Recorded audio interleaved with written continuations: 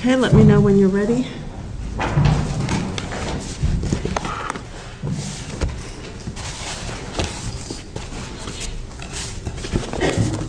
My approach, just to hand the quotes and case law, I've got to separate it out. So, Okay.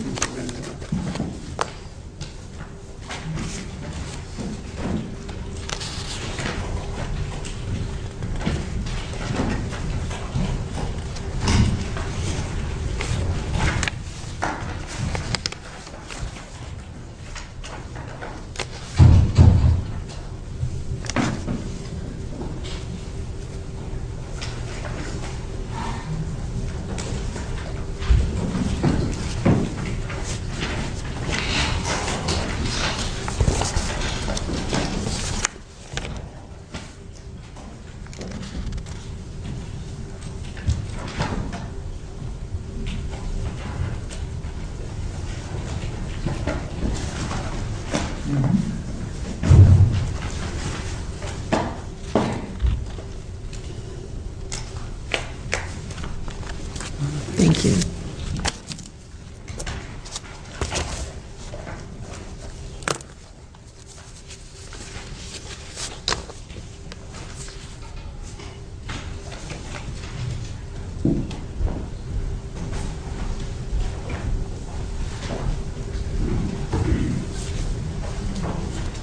Thank you, Your Honor. Okay, thank you. When you're ready to proceed, you may do so.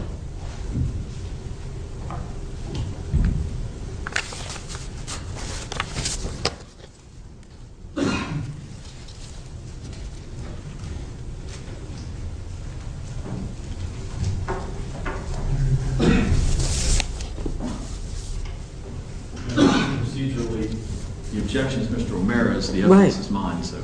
Sure. I objected on the grounds of relevance, and I think the state would now need to show the relevance Okay. of the evidence. I could frame it more, but I think the state needs to present why they think it's relevant. Somebody start. I'll be happy to, Your Honor. Thank you. For starters, I'll point out that the evidence was already admitted.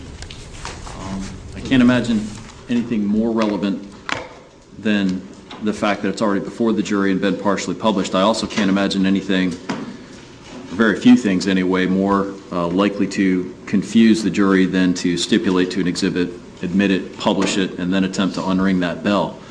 I will simply reference an earlier sort of example of this.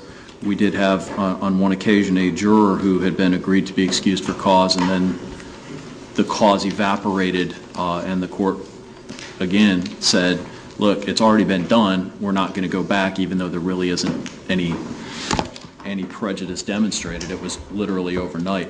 So I'm going to start with that. Secondly, the issue of relevance.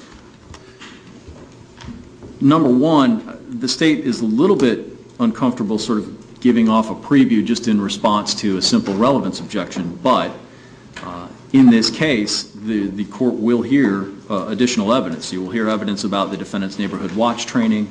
You will hear evidence about his prior activities in connection with that, as well as just his prior activities in the community. Some of that is these calls, representative. You will hear about his coursework and how he's been educated. You will hear evidence about his emails to some of his professors regarding his goals for his training.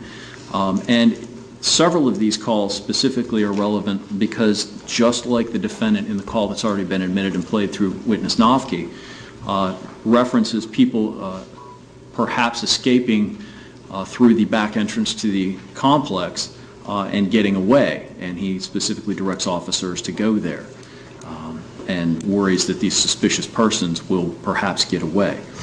The relevance is discussed, legally speaking, section 90.401 and 90.402. And it's important, I think, to parse those phrases. It is evidence tending to prove or disprove any material fact.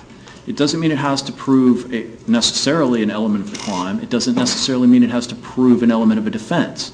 Those aren't the only facts in issue, and I would submit that the defenses, both opening and cross-examination, have made several facts in issue, in addition to simply the elements of a crime, a defense, or state of mind in general. I'm going to start with, however, the elements of the crime.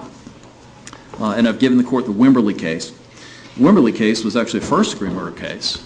Here we have second degree, but in that case the court was very clear, and it's the last page of the opinion. Cases where the defendant's used, and in that case it was actually a racial slur as opposed to simply just a conversation with a police officer, relevant to show the defendant's state of mind as an element of the crime charged. Second-degree murder requires, of course, that the state establish an element of ill will, evil intent, spite, those sorts of things. In that case, the court held that because of the charge, in that case attempted first-degree murder, requiring the state to prove a state of mind, in that case premeditation, that the phrase in question or the evidence in question, the statement by the defendant in question, was relevant to establish an element of the crime charged. The reason I bring this up is because there was some confusion, I think, yesterday regarding the distinction between state of mind as an element of a crime and state of mind as a hearsay exception. And the two things are pretty different, and they're treated differently under the law. So I wanted to first introduce the Wimberly idea that anything that is relevant to establish or prove or disprove the defendant's state of mind meets the definition of relevance. I will also point out that although it is different than the 803.3 hearsay exception for state of mind, that this evidence was admitted as a business record under 803(6). So there's an independent hearsay exception. State of mind exception might be useful and might be something that the court can consider in this situation, but it's not necessary for the admission of the evidence. The admission of the evidence is a business record, and its relevance is established by the fact that it relates to an element of the crime. I will point out that that is the same hearsay exception, 803.3, state of mind exception, which the defense yesterday moved the court to invoke to admit certain statements of the defendant in a completely different context. I will also point out that relevance can be to establish an element of a defense. In this case, the defense is self-defense. Obviously, the state has the burden of establishing that this is also not self-defense. The jury's been so instructed already.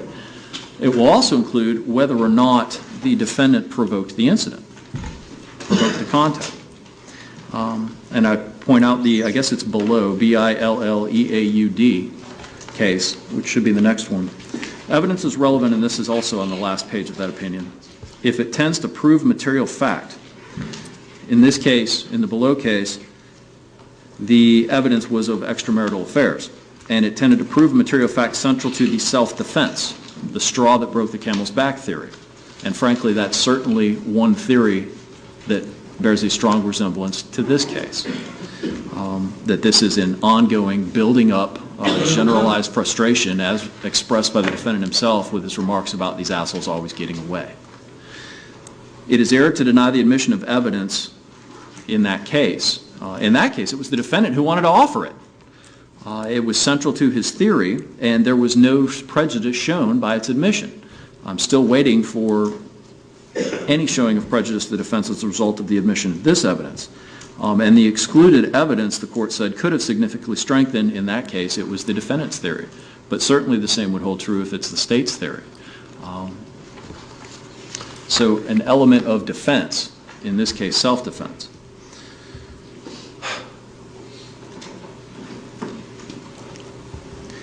Jury instruction 7.4 makes very clear, and the court has already actually in part read this to the jury, it's the homicide instruction. An act includes a series of related actions. Why a particular set of steps?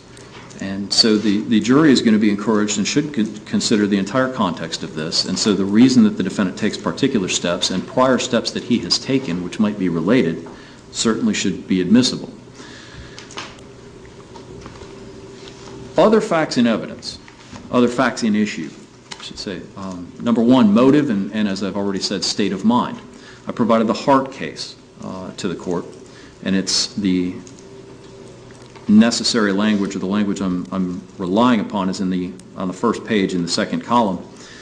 Motive and intent are states of mind usually inferred from the conduct of the parties and the surrounding circumstances. They are questions for the trier of fact that are generally, in this case it was a motion to dismiss, but we're talking about the bare relevance of this testimony.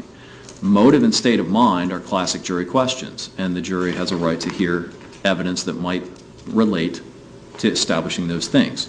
In this case, we've heard about profile. as a state of mind, and the motive for seeking out this particular individual as opposed to prior calls where the defendant did not follow the individuals. There is the issue of whether or not this was, as the defense stated in their opening, simply a concerned citizen, or whether, as the witness stated yesterday, this is evidence of hostility. There is a fact and issue as to whether the defendant merely observed or actually profiled and did more. I will point out that the first words on the non-emergency call that has already been admitted, the call to Mr. Nofke, the defendant says, yeah, there's a real suspicious guy. And his second phrase is about prior break-ins. I think the states should be allowed to establish through relevant evidence like the prior calls whether or not the defendant's allegation that he's suspicious simply because he's walking around in the rain is one thing, or if he considers a lot of other things to be suspicious in and of themselves. So it's the credibility of his comments. The second phrase, the prior break-ins, is it suspicious because he's had prior break-ins, or is it suspicious simply for some other reason? Those are facts that the defendant himself has placed in issue. Again, another fact and issue, why he follows this particular person. And again, it's because these other assholes, and he's describing these other calls as other people, always get away. And actually, I'll give it a little preview of the evidence, that two of the calls, two of the reports, indicate that the police actually contacted someone, ran their names, and let them go.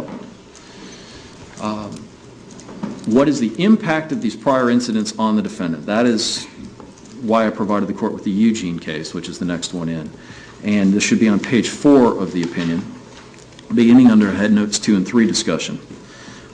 A statement may be offered to prove a variety of things besides just the truth.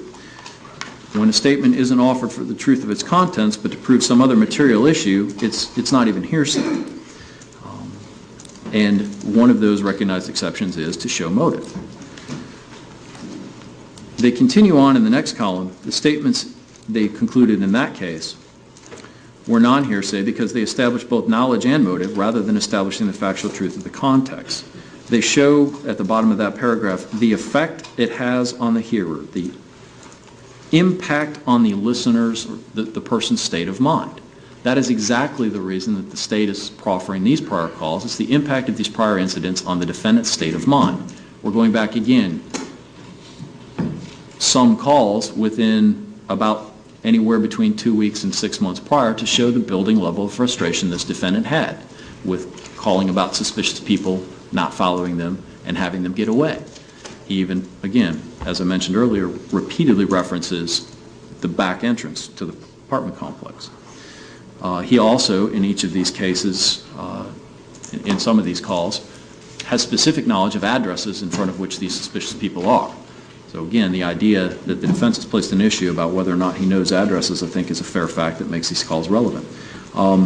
In opening statement, we heard that he purchased his gun simply to shoot his neighbor's dog. I think that is now a fact and issue as to the reason that he actually purchased the gun in the first place. Other facts and issue. The cross-examination of Mr. Nofke implied that the defendant might have only followed a supposed suggestion by Mr. Nofke to get more information and how Mr. Zimmerman would reasonably have interpreted those words. The fact that he has called these number of occasions prior and understands the language of dispatchers and has had these prior interactions, I think is now relevant to establish that that construction of a suggestion by Mr. Nofke that a defendant might interpret it that way when he has never interpreted it that way before, now I think is a fact and issue making those calls relevant. He is not a naive caller.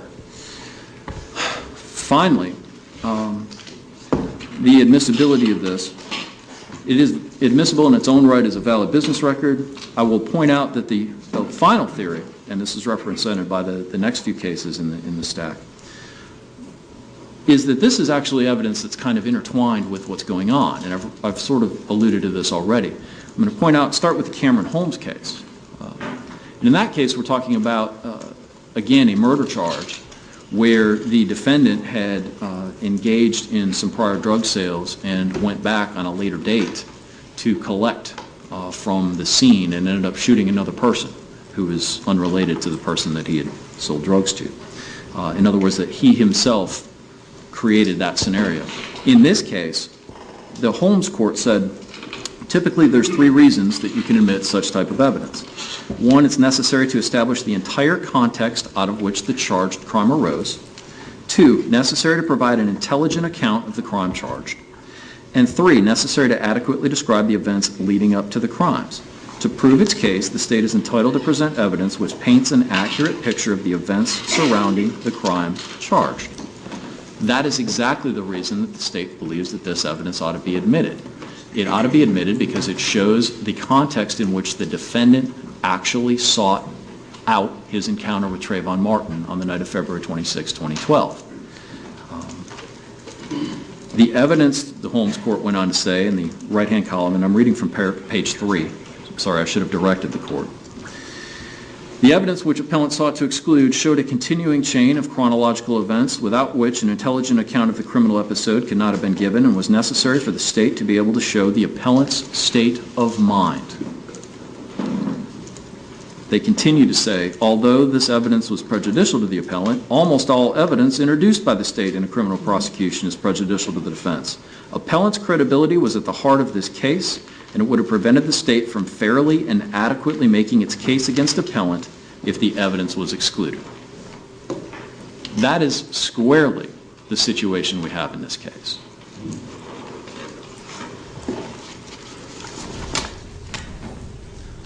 I would also point out that the defendant himself created these calls. He created these tapes. He created the situation. He's essentially responsible for everything that has been admitted so far. It's him that picks up the phone and makes these statements. So he shouldn't be allowed to complain about it. The Vail case and the Alford case, which are the next two, kind of relate to my prior Holmes argument. Vail case, the last page of the opinion, again, the evidence inextricably intertwined with the observations and investigations the police held before and during the arrest, relevant to the defendant's admissions after his arrest. The sudden turnaround in his statements, the admission of guilt, confused the jury. Evidence of a collateral crime even, necessary to establish the context of events and to describe the investigation leading up to the arrest and subsequent confessions. So again, we're talking about assisting in establishing context of a homicide here. The Alford case is a little bit older, it's from 1975, but the premise is essentially the same, and the operant language is essentially found throughout. In other words, this is evidence that's relevant to establish context and other things. It doesn't have to be solely relevant to prove an element of the crime. These are other facts in issue. I'm going to move on next to the idea that the defendant himself created these calls, and this is the Jones and Adams case, both of which cite an older case called Mardoff. In the Jones case, it's a single-page opinion, and I'm reading from the right-hand column. In this case, we're talking about more evidence, and in this case it was an inflammatory type of photograph, but they said it was relevant to the issue of the identity of the deceased, the defense, in this case the defense of suicide, and the cause of death. They quote the Mardoff case, where they said it is not a valid objection to the admissibility, in that case of photographs, that they tend to prejudice the jury. Competent material evidence should not be excluded merely because it may have a tendency to cause an influence beyond the strict limits for which it's admissible. And they go on to give yet another quote, which I think is apropos for this case. The defendant could not complain because of the shocking nature when the horrible scene disclosed was one which he himself created. That's Jones. Adams also cites it, essentially the similar language. So from the state's perspective, Your Honor, the evidence is admissible because it relates to an element of the crime, it relates to a potential defense, it is relevant to a number of items which are now in issue, some of which have been all along, some of which have more recently become so, and it's already been admitted, and there shouldn't be sort of a let's try and take it back.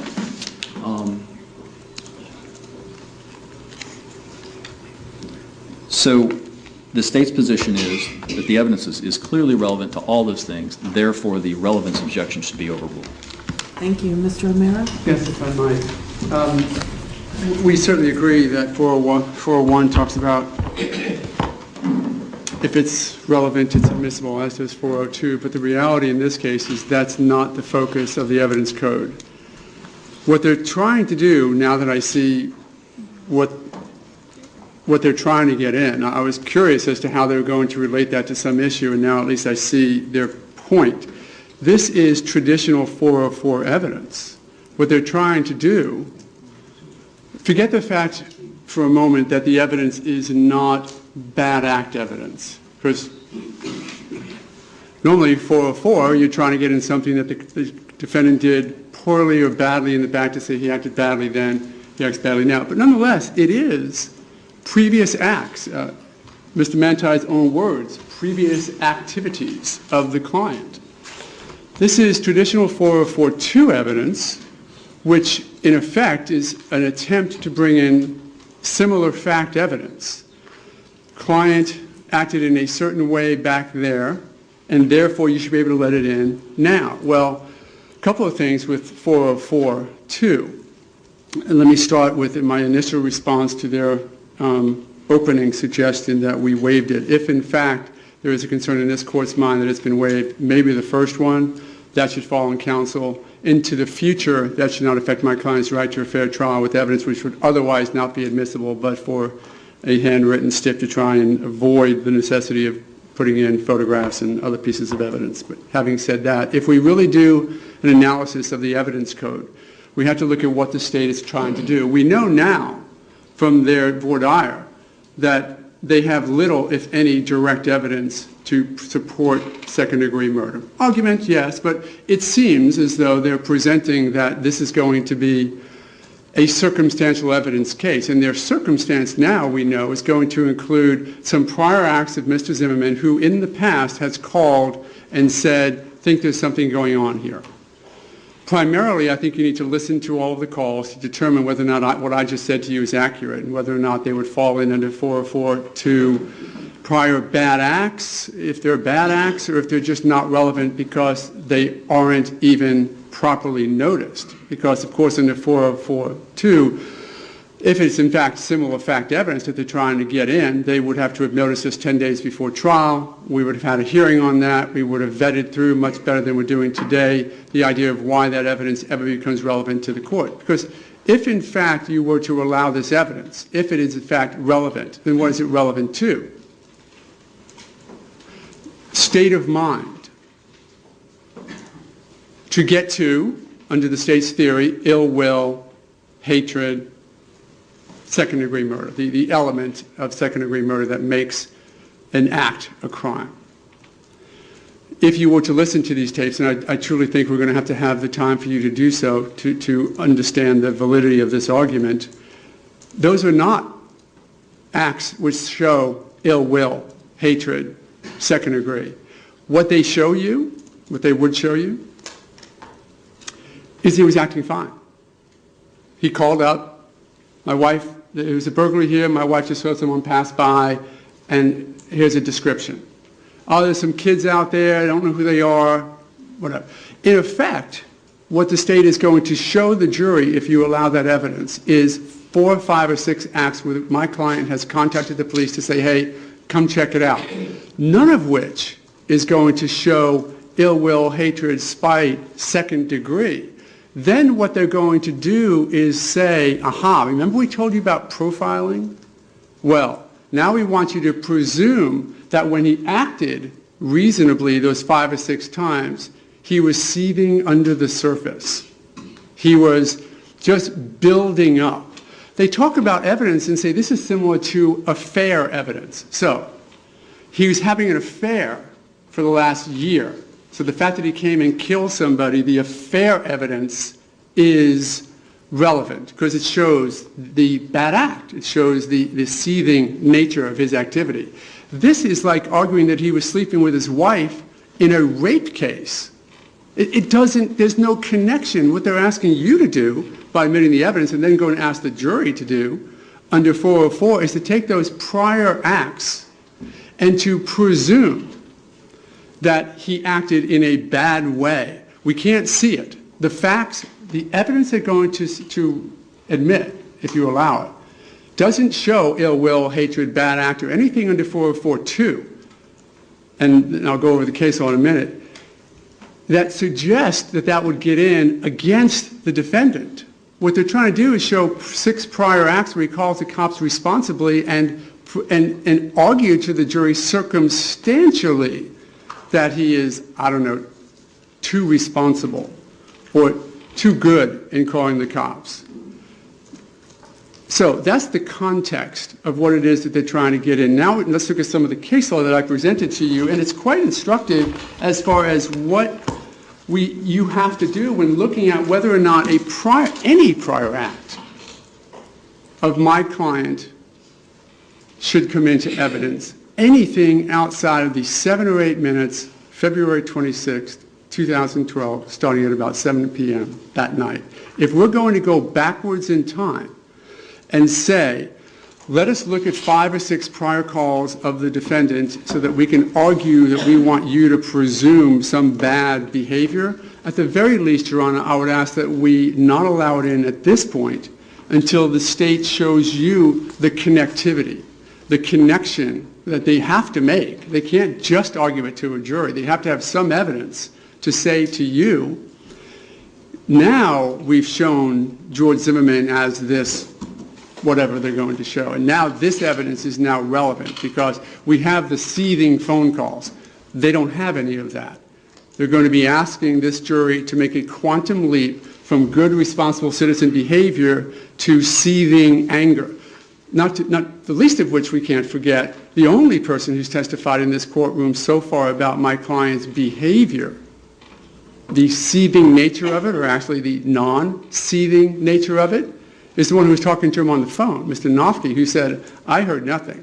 I heard the words, didn't mean anything to me. Didn't raise my spidey sense at all. Didn't make me think about anything except routine phone call. Never even got to level 2 on his little cheat sheet as to what it was. So let's look at the case law to see whether or not this evidence rises to the level, ignoring for a moment the procedural difficulty with the fact that if it is in fact similar fact evidence, which is the only reason why it should come in,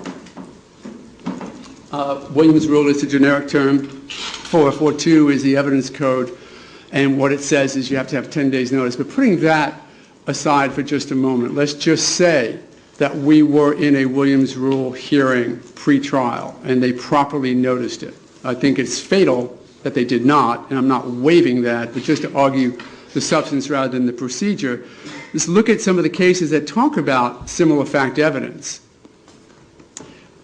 One, it has to be so similar in fact that it assists the jury. So if these phone calls, which is why I mentioned a moment ago, you really may have to listen to them. If these phone calls were something that evidenced, I'm using the generic term, seething behavior, anger, animosity, ill will, hatred, if in fact those calls evidenced that, then the state might be in a slightly better position to argue to you, Judge, he might have been more subtle with phone call that we have, but this is who he is. Listen to the ill will here. Listen to the hatred there, and then maybe argue to the jury, it continued. He was just more subtle this time. But the 40442 truly says it's got to be very similar. And the reason for that is we know under 404.1, that evidence of his character, which is really what they're trying to do, his character is at issue. They can say state of mind, but it's character. It's who he is and how he acted in conformity with that state of mind or that character. And we know that that's not admissible usually, and it's never admissible by the state under 404.1 unless we put it in issue. So 404.1 says evidence of a person's character or trait of character is inadmissible to prove action in conformity with it on a particular occasion, so, which is, I guess, in a bizarro kind of way, what they're trying to say, because they don't have bad act evidence, they just have good act evidence that they're trying to say, look between the lines, circumstantially look between the lines. 404.1, except character of accused, evidence of a pertinent trait of character offered by an accused comes into evidence. If we decide that we raise it and have the ability to, from an evidentiary standpoint. or by the prosecution to rebut that trait. So, under 404.1, if they're going to try to get it in, then they would have to have it as a rebuttal to a trait that we would first present, and they can say, here's some bad character evidence because he made his character good. Again, well too premature at this point because we haven't put anything at issue yet. We haven't begun our case. Let me ask you this. Comments in an opening statement create an issue in the case. No, it's not evidence. Well, I know it's not evidence, but does it create an issue? You're going to tell the judge, you're going to tell the jury to ignore it, and the instructions say ignore it. And we have great leeway, and certainly in this case there was great leeway with emotion and with fact, none of which was anything but supposedly a roadmap for where they were both going. So it's not evidence. And if in fact it becomes evidence, if there's something in this courtroom that says now it's relevant, then it's admissible. But I don't think that opening statements have now opened the parameters of the evidence code. So, what about cross-examination of Mr. Noffke? That's evidence. Right. Sure. So does that create an issue? Well, let me follow through in my mind what I think you're saying. The fact that Mr. Noffke says that there was no animosity in his voice, does that create an issue? Is that sort of an inquiry? Well, I'd have to go back and listen to the entire testimony, but did it create an issue on the cross-examination that how Mr. Zimmerman was acting and the interpretation of what the instructions were given to him by Mr. Noffke? Does that create an issue? Let's presume for a moment it does. I hear what you're saying. I don't think it opens up an issue such that the state can bring in 404.2 evidence that they haven't properly noticed that is not proper similar fact evidence.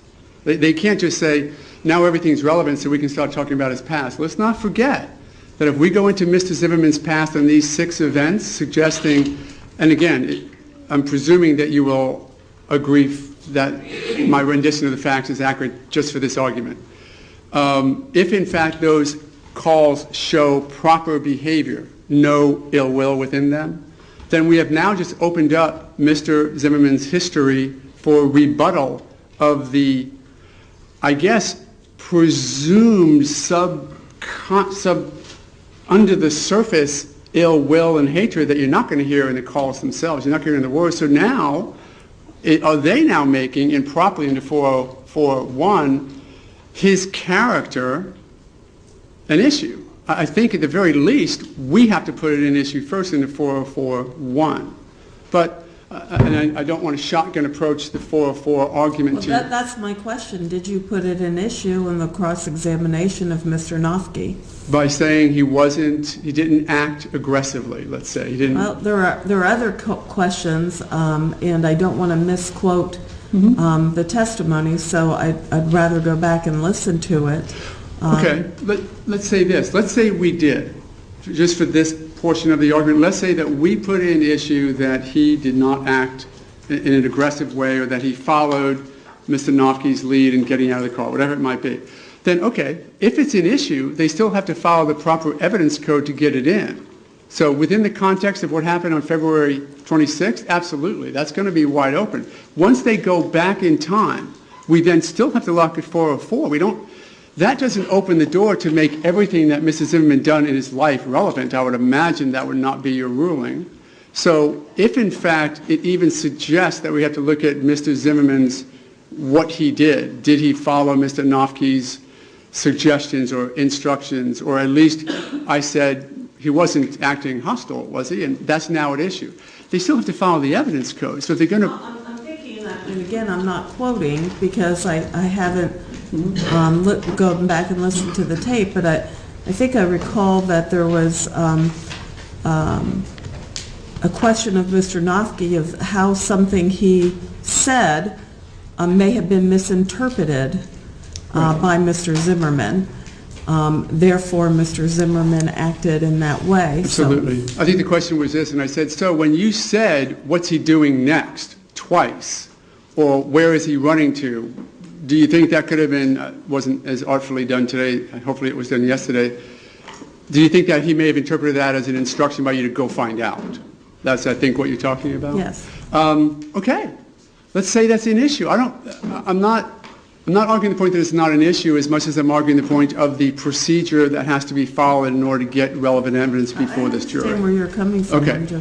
So as we look at the cases like Thompson versus State, Johnson versus State, first of all, it has to be similar crime or fact evidence. And there is not, let me say it this way, there is not a case that we have found, and I challenge the state to present one, where prior acts of good acts, prior good behavior, is ever presented to a jury for purposes of showing motive, bias, and whatnot.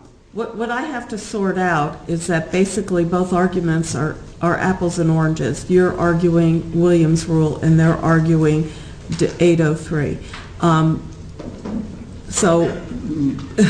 Okay, I think they're arguing... And I'm familiar with both of them, but I need to make a decision as to what portion of the evidence code applies here. So I do understand both arguments, and you may go on with that. To be clear, they're not arguing that this is a hearsay exception. Right. They're arguing arguing business records. But they're not arguing Williams rule. Right. What they're saying is it's relevant. And what I have said is no, it's not. I understand. So let's go through the cases. So if we go through some of the cases, what all of these cases say, and I think what the law in the state of Florida is that the state first procedurally has to give us 10 days notice. But more importantly, the prior act has got to be one that shows the state's case. Makes sense. It has to be relevant to prove a material issue on the state side. So, I feel like I'm arguing the Fry evidence to you again, which is we don't mind the Fry evidence coming in. It's just going to confuse the jury, and it doesn't make any sense. And what I'm saying is I don't mind 6 evidence positions of my client coming in to show he acts responsibly and appropriate to the law. So I should just sit down and let it in and then argue to the jury. That's exactly what he did. There's no evidence to counter that he did that in this case. But the reality is, what I'm saying to you is unless it is absolute relevant evidence to this jury to consider, I don't think it's fair to put in prior good acts because there's no provision under the evidence code. I understand your argument. I just want to go over the stack of cases. Let's go over the stack of cases. Okay, thank you. All of which suggest prior bad act, and from Johnson versus State to Billy versus State, which is pretty good. Again, we couldn't find any case. I'm going to argue the prior bad acts as though it applies.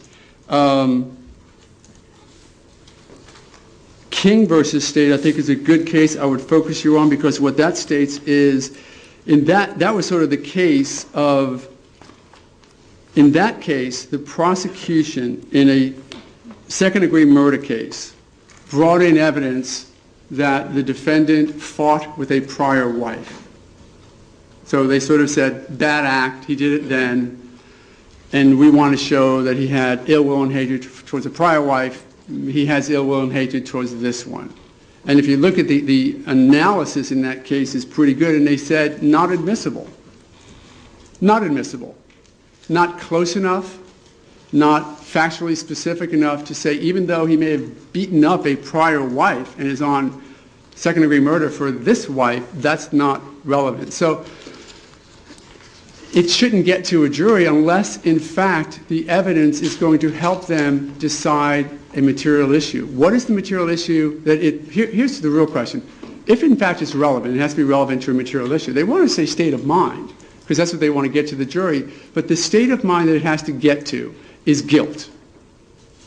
Presumably, they're not going to prove state of mind of non-guilt, so they want this in for state of mind of guilt. Look at the evidence before you decide and tell me if any of those pieces of evidence, individually or as a whole, evidence guilt. Because if they do, maybe the state has proven their case. My fear is that they're going to try the circumstantial evidence jump over the Grand Canyon to try and get the jury to say, he acted so nicely here, he must have been seething with anger. Finally, he blew up. Well, connect the dots, and maybe they can argue that. Don't connect the dots with prior good acts, because that's what the case I just cited, that's what the King case said. Going forward, the Morejon, M-O-R-E-J-O-N, at 394, 7th, 2nd, 1100. If, in fact, in that case, it has to be relevant to the client's state of mind at the time of the event. Nothing of this evidence suggests at all how my client acted at the time of this event. Nothing. And if, in fact, they're going to try and tie those dots together, then they are woefully inadequate today. Maybe after a few more days of state testimony, they can come back with a better argument to suggest to you that, in fact, this should be allowed in to tie up one or two loose ends, but not as substantive evidence to prove ill will without something more. Because today, with the evidence we have right now, that's all they have. They have nothing, and now they're trying to present a sort of a stealth argument that we want you to believe he's bad because he was so good in the past, he must be angry.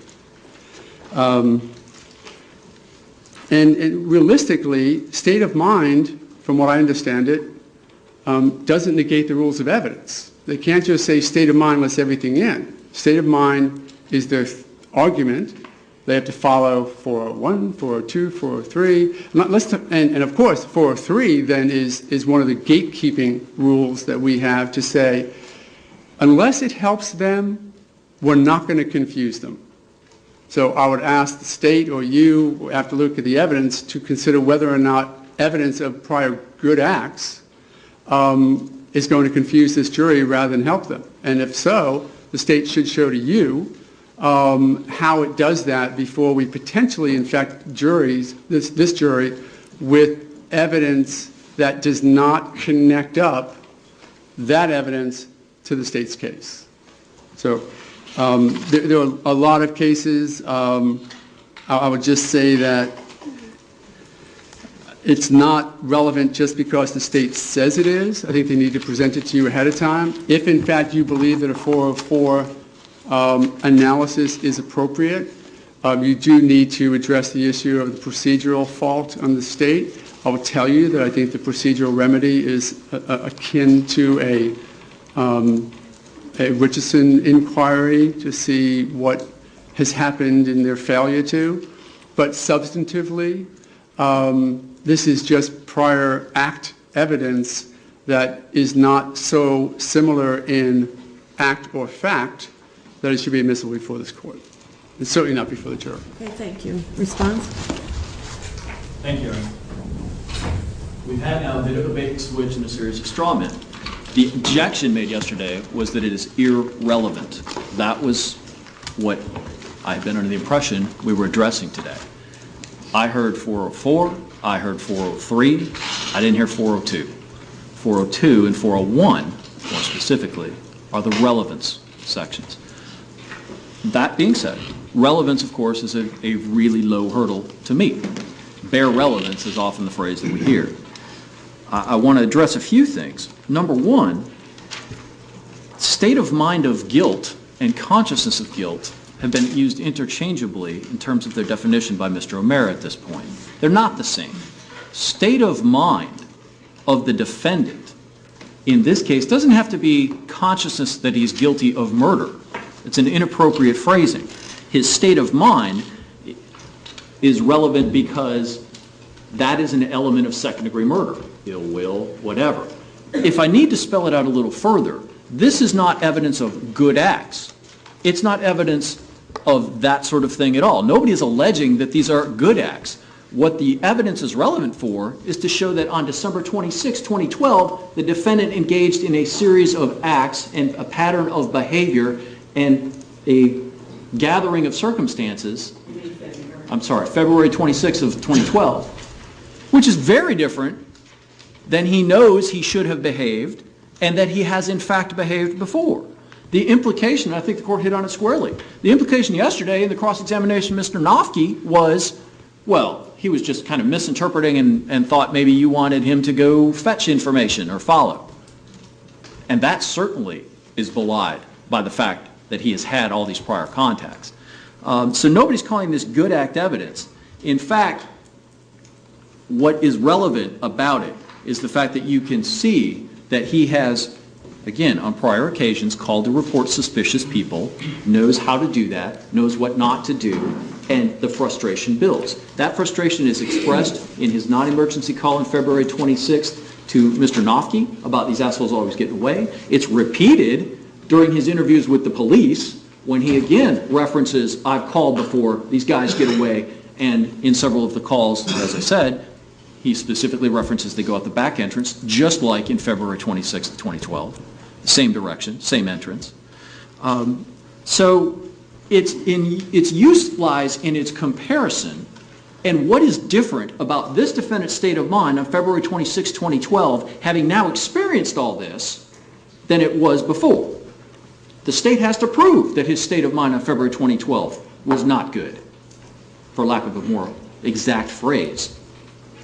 And that does it delineates in stark contrast the difference between what he knows to be appropriate behavior and what he did on February 26, 2012, and how he described it. The words, they always get away, those aren't any words but his. And the fact that he said them that night, in that context, makes this relevant evidence. Number two, some kind of allegation that this is 404B or character evidence. 404B is the rule about other crimes, wrongs, or acts. Number one, case that Mr. O'Mara even himself provided, Gardner versus State, says at the very last page, in the very last paragraph, no, that 10-day notice thing isn't absolute anyway, because the only way that lack of notice is prejudicial or isn't harmless is where there's showing of actual prejudice and unfair surprise. In that case, they said, they cited the Pale case, which says it's harmless where it's apparent the defendant knew of the evidence and knew of the state's intent to introduce it. He's had this evidence for months. This witness has been listed forever. There's no question about that. So if we want to talk about the actual wording of the rule, let's talk about that. There is no immediate fatality or procedural problem. Heck, they stipulated originally to the admission of the calls. This isn't some secret. Number two, let's briefly reference the 403 standard, which is the prejudicial value and probative. I'm going to point out again, and I'm going to come back eventually to the Holmes opinion, that that's not actually what the rule says. The rule says that the only way that that evidence would be excluded under that subsection is if its probative value is substantially outweighed by the danger of unfair prejudice. That's not been alleged, established, or shown at all. It almost is a concession that there is some probative value here. Finally, Your Honor, I want to talk about 404B because I heard Mr. O'Mara tell the court that it requires that the incidents be strikingly similar or very similar. That's not true either. The only time that is necessary is when the state is offering evidence under 404B to establish the identity of the perpetrator. For any other purpose, there is no similarity requirement whatsoever. For identity purposes, they require it be, I think the phraseology is fingerprint type evidence. So if we're going to talk about all these other sections sort of as a surprise, because again, the objection was relevance, nothing else, let's actually quote them correctly. Your Honor, the Holmes opinion is about as close, I think, to on point, and I referenced it before, as we get here. That is, the evidence here isn't 404B anyway. It's not character evidence. It's not other crime, wrong, or act evidence. It's evidence that's inextricably intertwined to show the defendant's reaction to his experiences and why on the night of February 26, 2012, he undertook a series of actions, certain steps. It is evidence which paints an accurate picture of the events surrounding the crime charged adequately describes his deeds, shows a continuing chain of chronological events, and is necessary for the state, or at least helpful for the state, to show the defendant's state of mind. I don't necessarily need to establish his state of mind in August of 2011, or September of 2011, or October of 2011, or earlier in February of 2012.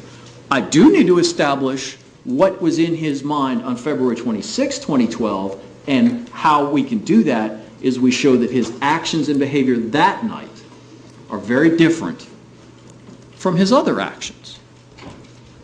It's not being offered to prove his character or that he behaved well.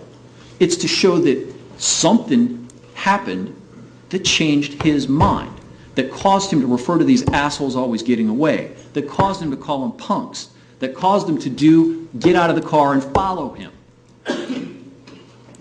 That's what makes it relevant.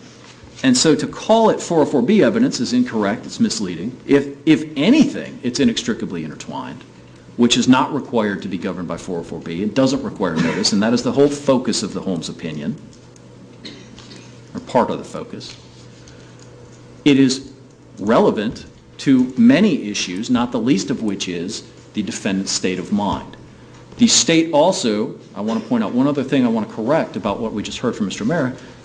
I'm allowed and required, actually, to establish or to address the self-defense in this case.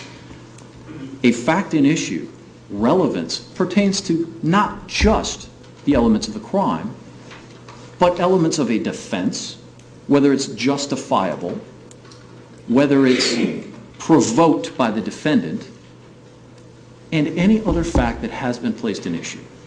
The defendant's credibility and his statements and his actions are all facts in issue.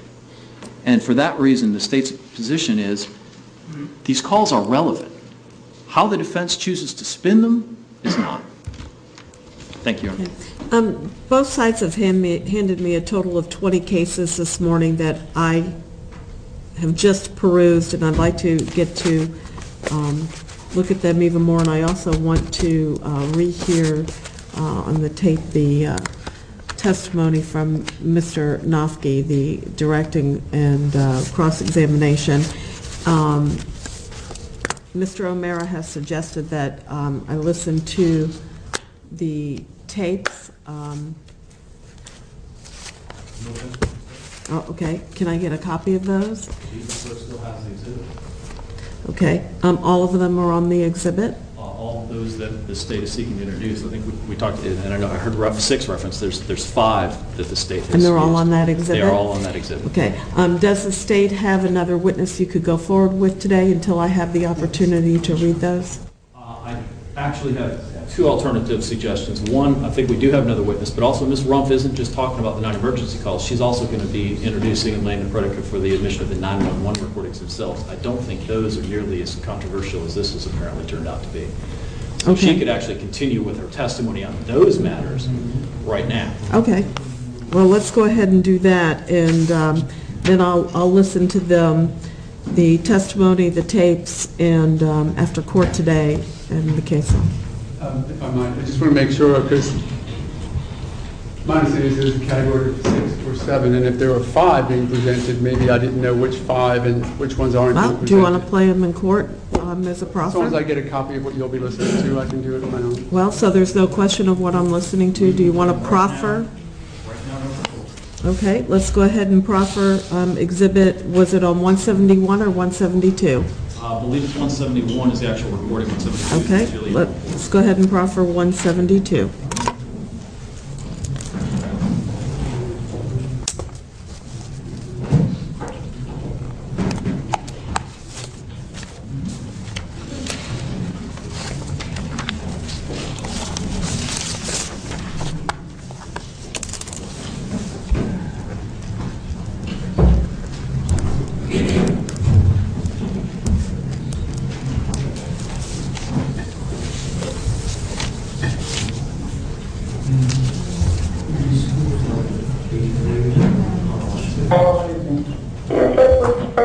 Recordings, Petra. Hey, our neighborhood got burglarized or robbed today, and my wife, I saw one of the kids that did it, and... Just so we're clear, we can keep track. They're playing through, but I'm not certain we don't have context. Do we have a date? Date and time. The calls are as follows. First one is going to be August 3rd, 2012. Second is August 6th, 2012. I'm sorry, 2011, both of those dates. My apologies. I'm sorry, what? It's 2011, not 2012. August 3rd, August 6th, September 23rd, 2011, October 1st, 2011, and February 2nd, 2012. And do you know the time of day? Not without looking at the reports. I know the first one is about 6:45 p.m. Candidly, I don't remember the exact times on the rest. Is that indicated on Exhibit 171? It is. They are, yes. By date and time? It's on 172 as far as the... Okay. Yes. I just want to make sure that we have an exact copy of what the court's about to listen to that's going to go in, because if that only has 5... It's already in. Okay. It may be less than what we have. I just want to know which ones they are. So I'll follow along. We'll figure this out at a break.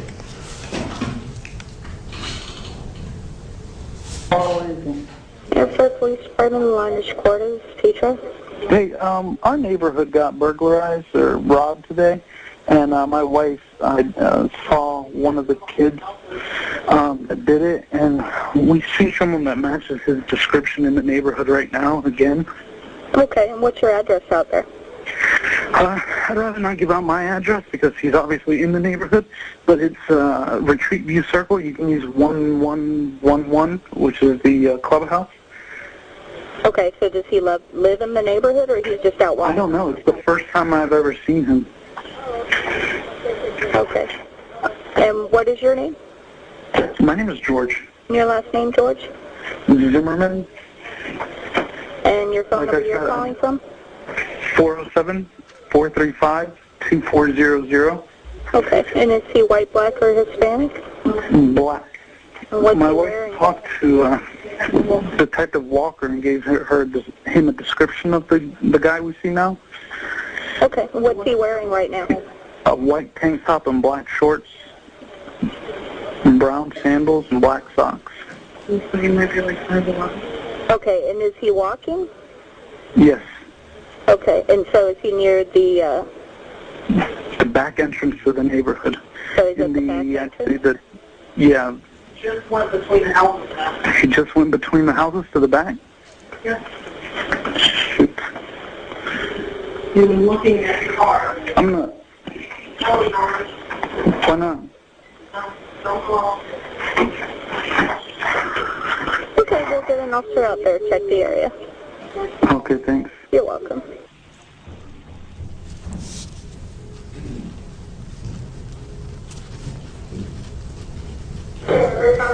Mine is recorded. This is Nicole. How can I help you? Hi, there was a break-in in my neighborhood recently, and 2 youths that matched the description of the people. My wife ID'd them and saw them. They're back in the neighborhood. What's the address? You can use 1111 Retreat View Circle, Sanford, Florida, or you know that. Twin Lake Townhomes? Yes. Yes. Okay. And what do they look like? Are they white, black, or Hispanic? Black males, 2 black males in their late teens. One's wearing a black wife beater, black tank top, and black shorts, and the other one's wearing a black shirt and blue jeans. And they're at the back gate of the neighborhood. Okay. Approximately how old are they? Late teens. Okay. You want to leave your name or number? I can leave my name and my number, and I'll actually be at the back gate to let the officers in because there's no code there. What's your name? It's George, and it's 407-435-2400. Okay. If you'll let the officers know, they typically run away quickly, and I think they head over to the neighborhood, the next neighborhood over, so you may want to send the unit over to Calabria Cove. What's it called? Calabria Cove. Okay. Yeah, call. All right, I'll let them know, and they are on the way, okay? Okay, thanks. All right, thank you. Bye-bye. Sanford Police Department, this line is being recorded. This is Vicki. Hi, Vicki. My name is George, and I live at the Retreat of Twin Lakes subdivision. Okay. I'm part of the Neighborhood Watch. And I just wanted to let you guys know that somebody left. We've been plagued with some robberies, burglaries, and somebody did leave their garage door open. Hold on, sir, 1 second. I've got my units calling me. Hold on. 1512.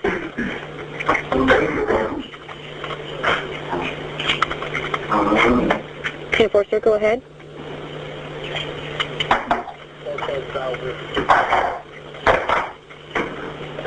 10-4, stand by.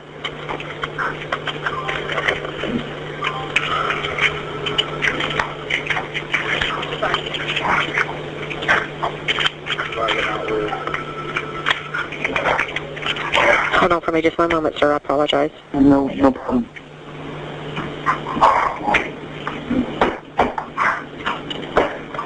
Sanford back to 1512. Reference Justin McKinney. 1029P at 1054. No local. Showing a valid DL out of Manhattan, Kansas. At 2310.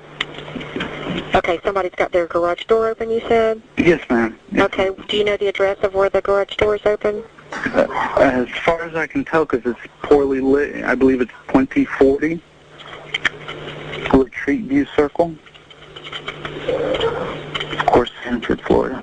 Okay.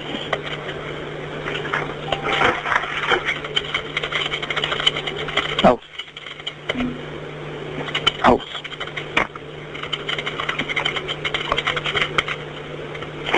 And you said there's been a lot of break-ins there lately?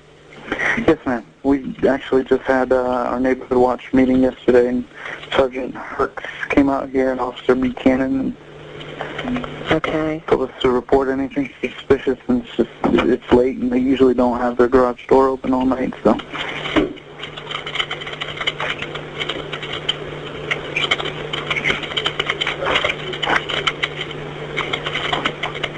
Okay, and George, what is your last name? Zimmerman. And what's the telephone number in case we need to call you back? 407-435-2400.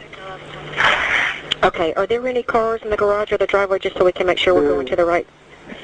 Yep, there's in the garage, there's a silver Nissan Xterra.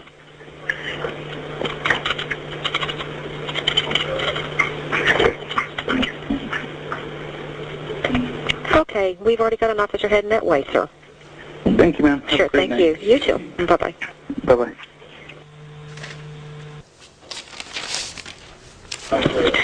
Seminole County. Sanford Police, this line's being recorded. Sharon speaking. Hi, I was just calling because we've had a lot of break-ins in our neighborhood recently, and I'm on the neighborhood watch. And there's two suspicious characters at the gate of my neighborhood. I've never seen them before. I have no idea what they're doing. They're just hanging out, loitering. What's the address? 1111 Retreat View Circle. And that's Sanford, the Florida. Twin Lakes townhouses? Yes, ma'am. No, I'm Retreat at Twin Lakes, yes. So, yes, that was Twin Lakes townhouses? Yes, ma'am. Okay, great. Can I get your name and a callback number? George, and it's 407-435-2400. And George, can I get a last name? Zimmerman. And Mr. Zimmerman, can you describe the two individuals? Two African-American males. They looked, I know one was in a white Impala. How old did they look to you? Mid to late 20s, early 30s. They're in a Chevy Impala. Did you get a license plate? A white, no, it's a white Chevrolet sedan. It's either an Impala or a Lumen of it. I think it's an Impala. Can you still see them?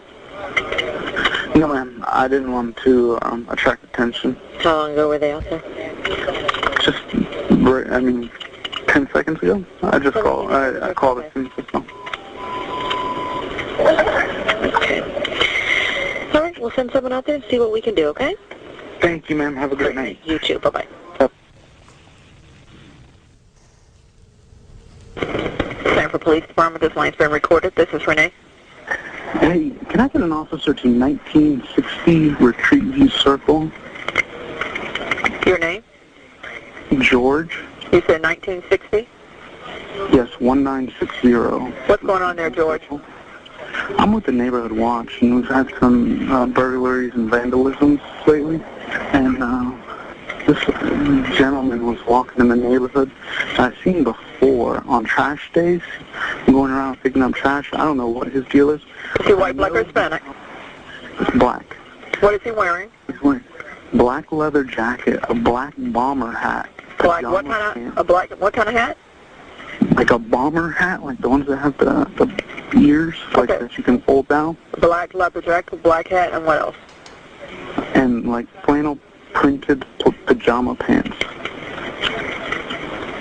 And what is he doing? He keeps going to this guy's house. I know him. I know the resident. He's Caucasian. And he's going up to the house and then going along the side of it and then coming to the street and then going back to the side of it. I don't know what he's doing. I don't want to approach him personally. If you have an officer available, I'd probably have him stop on Reinhardt across the street from Walter Meets Bentley and go around the back. Okay. George, what's your telephone number you can be reached at? 407-435-2400. Okay, we'll get one out there. Thanks for calling. Thanks. Bye.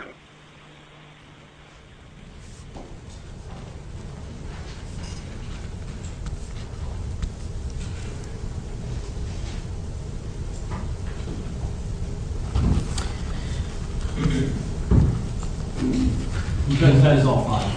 Okay, thank you. I'll go ahead and review the testimony in the case law, and in conjunction with the state's exhibit that they're seeking to introduce, we will readdress this issue later. Right now, if we're ready to bring in the jury and have Ms. Rump continue the testimony on other matters.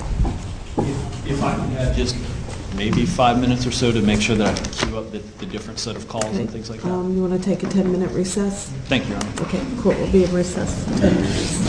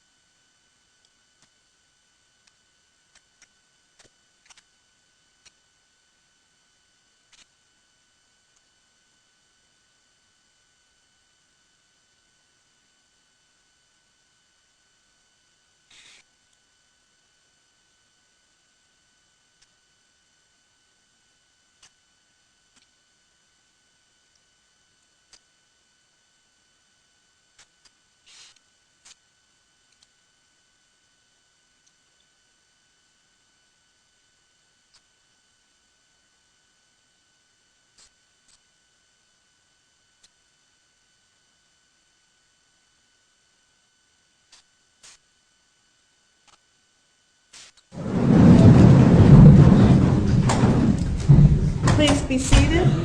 Are we ready to bring the jury in? Yes, Your Honor.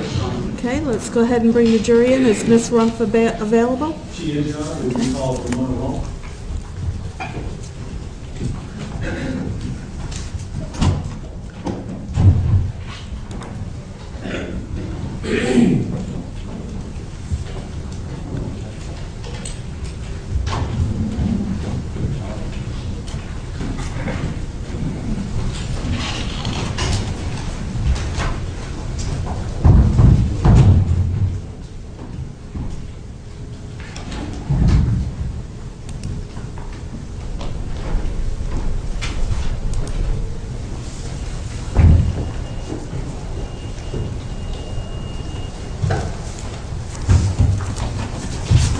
Jurors are present, Your Honor.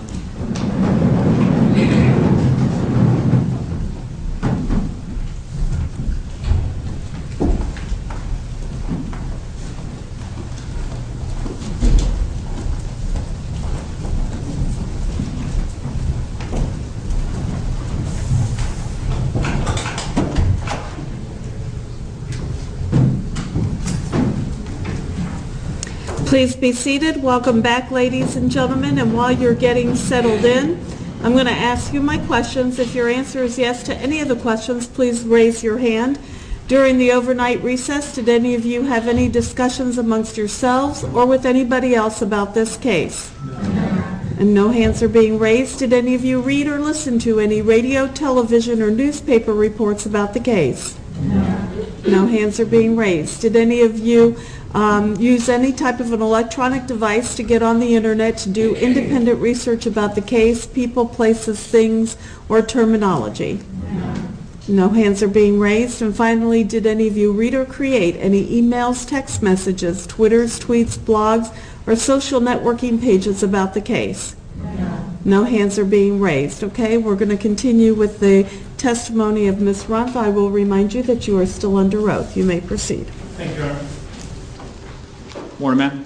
Good morning. I'm going to move for the moment to you referenced a series of 911 calls from the night of February 26, 2012, and specifically I'll direct your attention to exhibits 158, 159, 160, 161, and 162, 163, all currently stipulated into evidence. You prepared and recognized those records? Yes. And are those the recordings as well as the Sheriff's Department notations and reports affiliated with those 3 phone calls? Yes. Okay. Is one of those phone calls referenced as a call by Ms. Lauer? Yes, sir. Could you tell us the number affiliated with that one, please? It should be on the red sticker. Yes.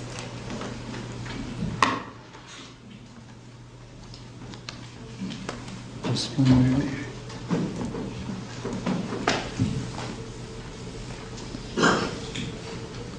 Number 158. Okay. And is Exhibit 159, is that the written portion of that? Yes, that is the CAD screen. And when you talk about the CAD screen, what I'm interested now is, do you have the ability, based upon the records maintained by the Sheriff's Department, to tell us when a phone call, number 1, connects and then is answered and then disconnects and any actions taken? Can you tell the times that those events occur as it relates to each 911 call?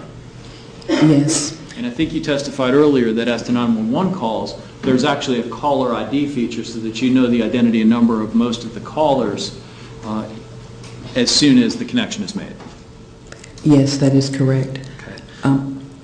Yes, ma'am?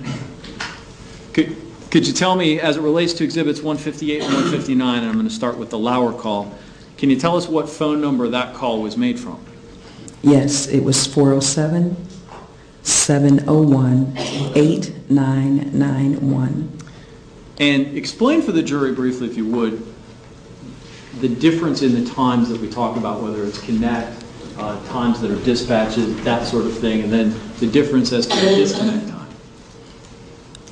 As I explained yesterday, the connection time is date and time stamp. That was February 26th of 2012. And the connection time is the time that we picked up the phone. The created time is the time that that call taker or that dispatcher sent that call in for service or made some type of function with that call.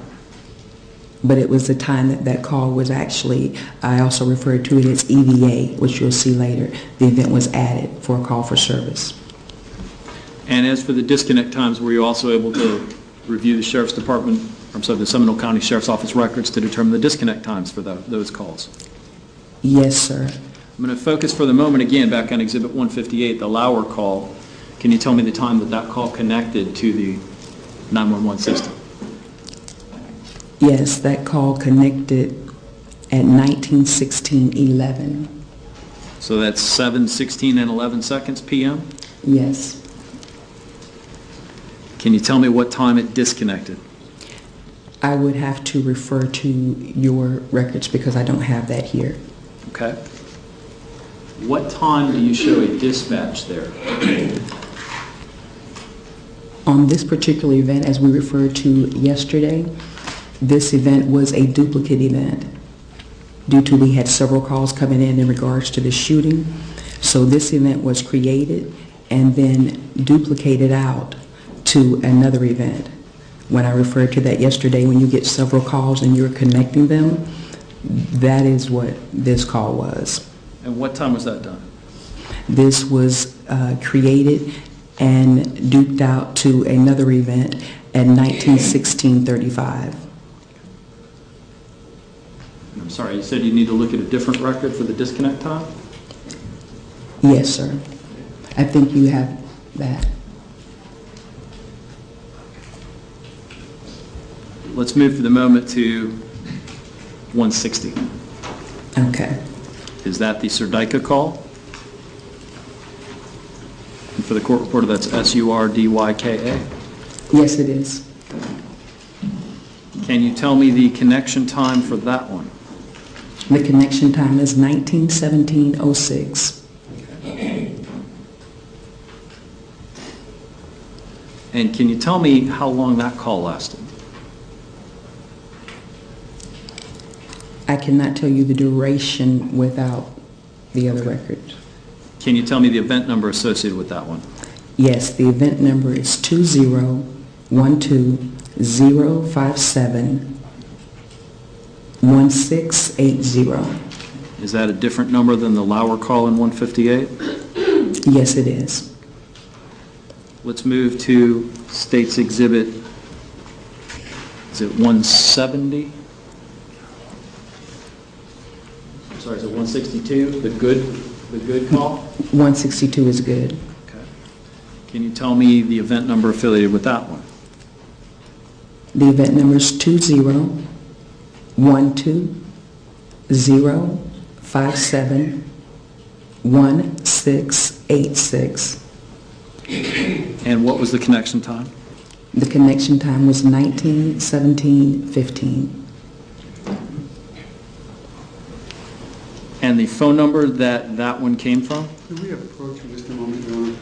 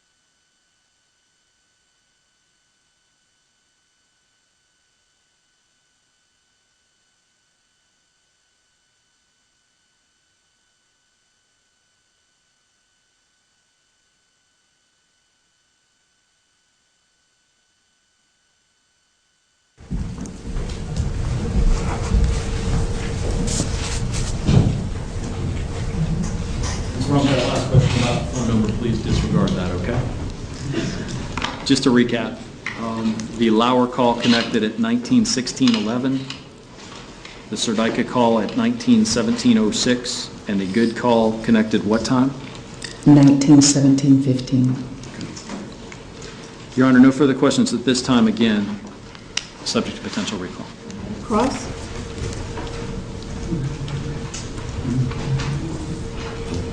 Thank you, Your Honor. No questions.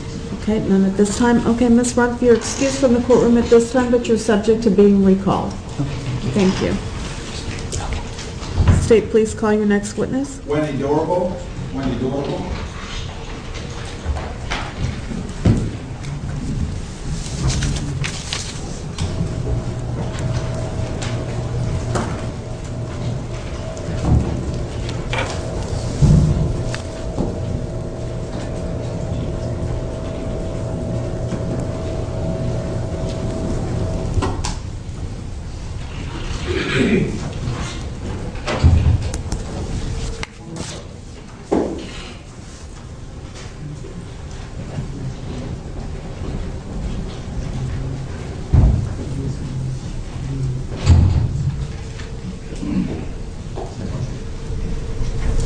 Do you solemnly swear or affirm that the testimony you shall give will be the truth, the whole truth, and nothing but the truth, so help you God? I do. Thank you.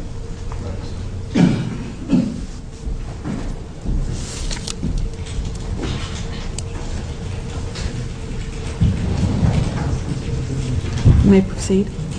Thank you, Your Honor. Good morning, Mayor. Can you please tell the members of the jury your name Wendy Doibel, and where are you employed? the Sanford Police Department. Can you please have you spell your last name for the record? Sure. D like David, O-R-I, V like Victor, A-L. And how long have you been employed with the Sanford Police Department? A little bit over 5 years. All right. And your current position there is what? I am the accreditation manager. And give the jury an idea of what your duties are as the accreditation manager. Pretty much my job is to make sure that we meet the standards every 3 years through the Commission of Florida accreditation. All right. Let me turn your attention to February of 2012 and the dates prior to that. What was your position then? I was a volunteer program coordinator. And what were your duties as a volunteer program coordinator? To recruit and train police volunteers for Citizens on Patrol and for office volunteers as well. All right. Did you also work with the Neighborhood Watch program? Yes, I sure did. All right. And how long had you been working with the Neighborhood Watch program? Since I started, I kind of had my finger in Neighborhood Watch since 2008. And just give us an idea of what your specific duties were coordinating between the police department and various Neighborhood Watch programs. Pretty much the community will contact me who wanted to start a Neighborhood Watch, and my job was pretty much to help them coordinate that. So I would give them information as what is Neighborhood Watch, what the program is, and help them set that up in their neighborhood. All right, and tell the jury, what is a Neighborhood Watch program? Neighborhood Watch is a program that's run by community volunteers in the neighborhood who are community members who are interested in deterring and preventing crime in their community. And what would you do specifically to help a community form a Neighborhood Watch program? Typically what I would do is when they contact me, we'll schedule a presentation, and I will go out to the community and do a presentation about what Neighborhood Watch is, how to get involved with Neighborhood Watch in your community, and how to get to know your neighbor to prevent crime in your community. Are there positions within the Neighborhood Watch volunteer program? Yes, they are. And what are those? One is the Neighborhood Watch coordinator, one is block captains, and then there's the Neighborhood Watch participants. All right, I want to just take those in order briefly. What is the duties and responsibilities of a Neighborhood Watch coordinator? The coordinator serves like a liaison to the police department, so pretty much they would be the ones that would have contact with me as far as if they need any further training as far as crime prevention methods or techniques. And a block captain, what is that person's duties and responsibilities? The block captain will serve more as getting people in their block more involved in Neighborhood Watch, sharing the concept of Neighborhood Watch, and encouraging everyone to report suspicious activity. All right, in the third category were participants? Yes. And what are their duties or roles? Their duties is just to be the eyes and ears for law enforcement is report crime as they see it, report suspicious activity to 911 and non-emergency dispatch. All right, and I think you said when you start up a Neighborhood Watch program, you actually go out to the community and give them a presentation? Yes. What areas do you cover when you make such a presentation? We cover everything in crime prevention. We cover the duties. We cover how to be part of the community, getting engaged. When I first come out to do a presentation, the first thing I do is I have every resident there introduce themselves and let us know what their number one concerns are in the community. And you actually give a PowerPoint presentation at those startup meetings? Yes, I do. Do you also provide the participants with any sort of paperwork? Yes, I usually provide a lot of handouts. All right, and what types of things do those handouts cover?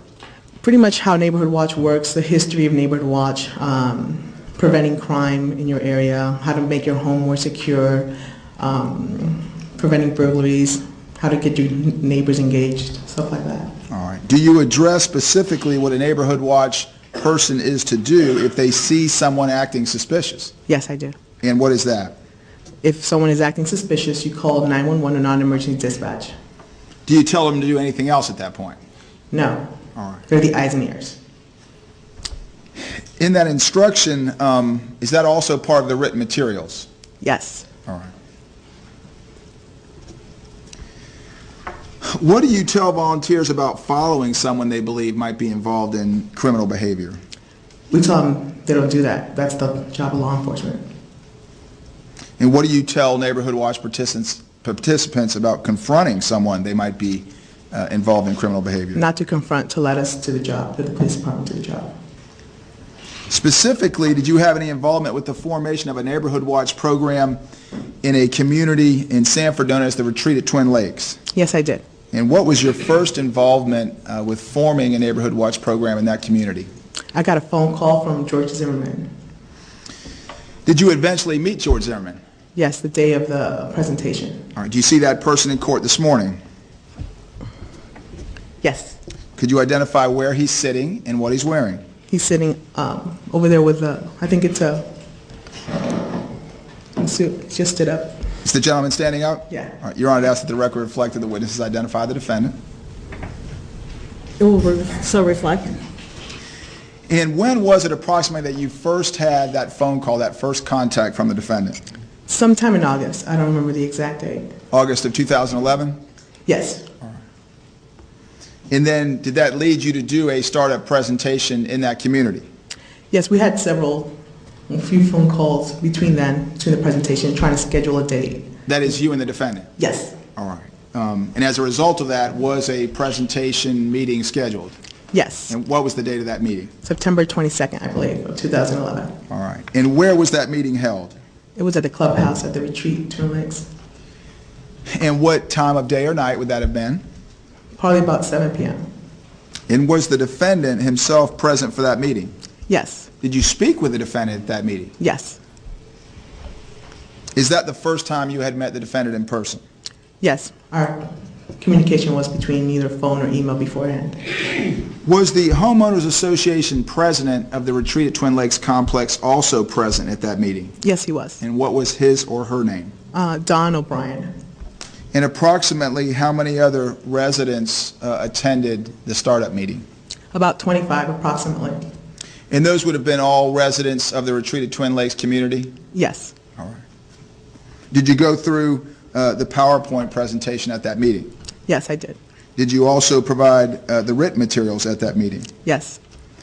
Was anyone named the Neighborhood Watch coordinator for that community at that meeting? Yes, but it was even before then that Mr. Zimmerman was a Neighborhood Watch coordinator. The defendant was the Neighborhood Watch coordinator? Yes. All right. He had told me he was asked by his HOA to coordinate and he pretty much was going to take the role of the coordinator. All right, and he agreed to do that? Yes. All right. Did you give any additional materials to the defendant because he was the Neighborhood Watch coordinator? Yes, the day of the presentation I gave him a coordinator's handbook for Neighborhood Watch. And why do you give that particular handbook to the coordinator? Because part of their responsibilities, not just as liaison, is to also share the crime prevention concepts. Then within the publications, and also is to coordinate the actual neighborhood watch and to coordinate all the block captains in there. All right. Your Honor, may I approach the witness? Yes, ma'am. Ms. Dorval, let me show you what's been moved into evidence as states 189. Do you recognize that? Yes. Okay, would you examine the contents? Just pull that out and examine the contents to make sure it's complete. And as you're doing that, what do you recognize states 189 to be? Is the Neighborhood Watch Coordinator's Handbook? And would that be a copy of the handbook that you gave to Mr. Zimmerman at that first meeting? Yes, it looks like all the pages are here. It's complete.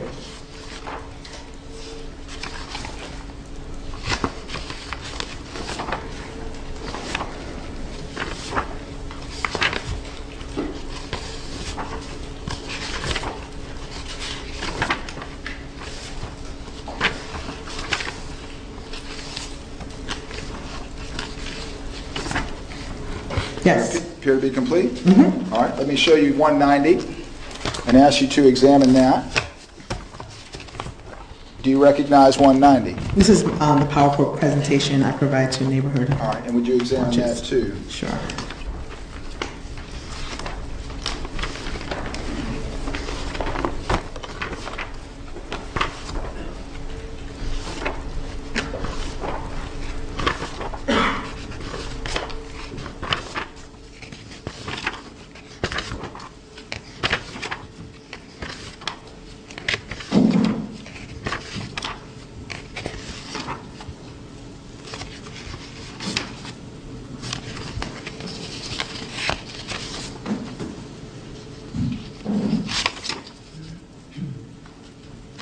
Is that also complete? Yes, it is complete. All right. Let me ask you to look at the screen.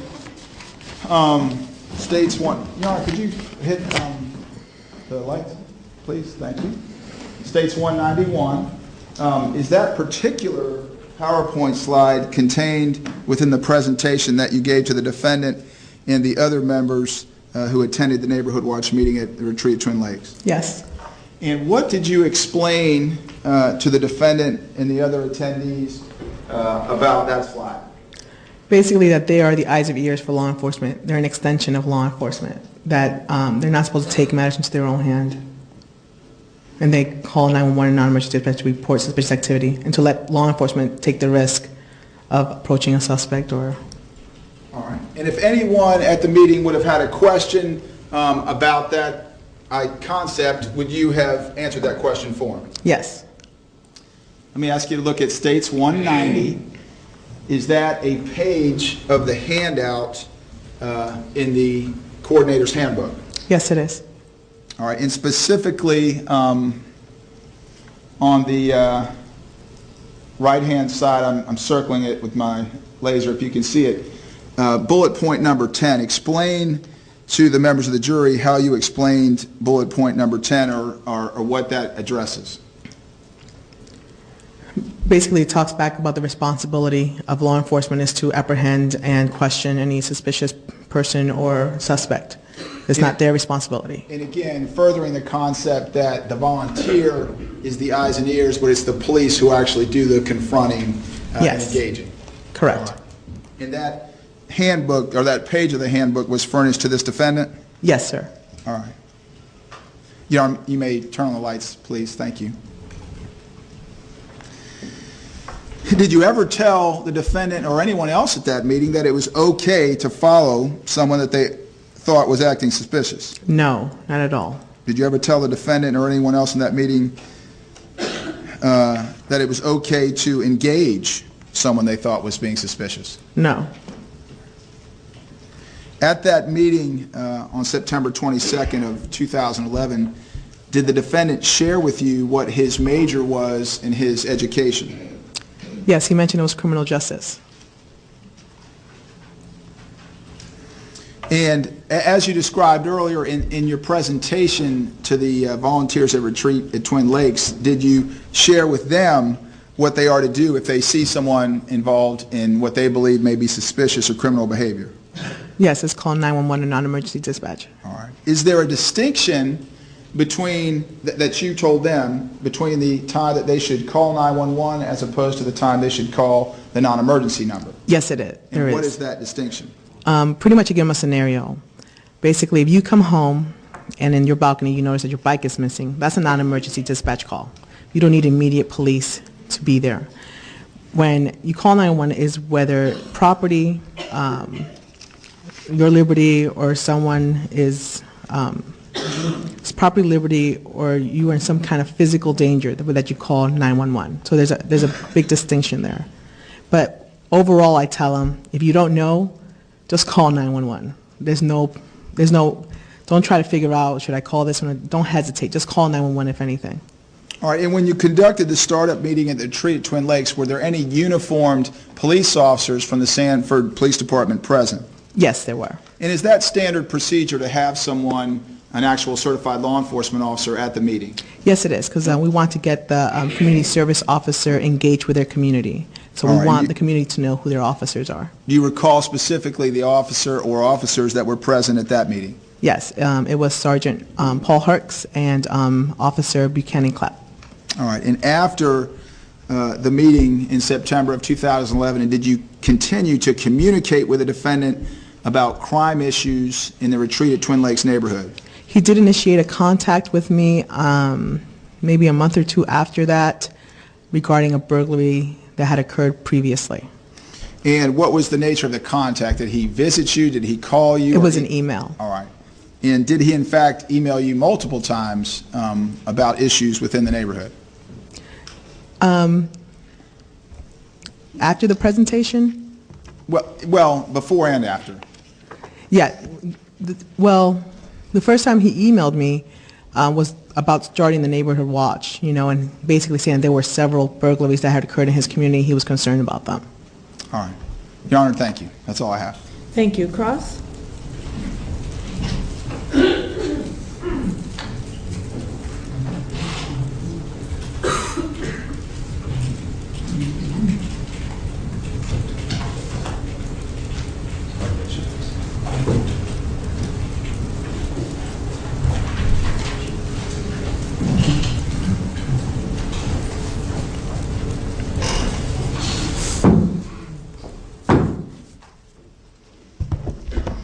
Good morning. Good morning. If you'll excuse me just for one more minute. Sure. When I'd like to approach the clerk, I'd like to have. You may do so. And I have a cough drop. I'm fighting off something. I'm going to get rid of that too. It might be a little longer.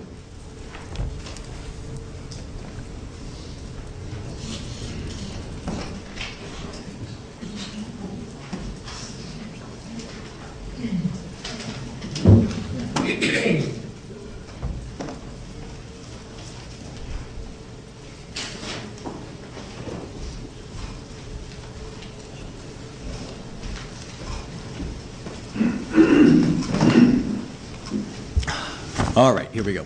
My name is Don West. I represent Mr. Zimmerman along with Mr. O'Meara. Ms. Dorval, let's talk just a little bit more about your role with Neighborhood Watch. Okay.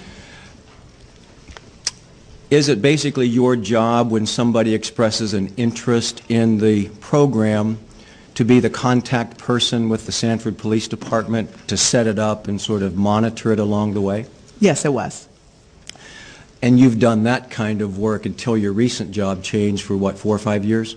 Yes, and before that at a different law enforcement agency in the Northwest. So that's something that you're familiar with, not just with Sanford Police, but with other agencies as well. That is correct. So you've done that lots of times, I take it, presentations. Yes, I've done several presentations, different presentations. The presentation that you gave to the Homeowners Association in the fall of 2011, is that sort of your standard presentation? Yes. And the PowerPoint reflects the kinds of slides that you go through? Yes, a standard presentation for a Neighborhood Watch startup. About how many pages are in the presentation? We only saw one here today. There's several pages. I can't tell you how many offhand. I think it's right here, the presentation. You want Give me me to an count idea. them? Sure. In fact, you're welcome to, if you would, without spending a lot of time at it, just kind of walk through it briefly when you're there with the group, how you introduce the concept and what you tell them you want them to do for you as part of the Sanford Police Department.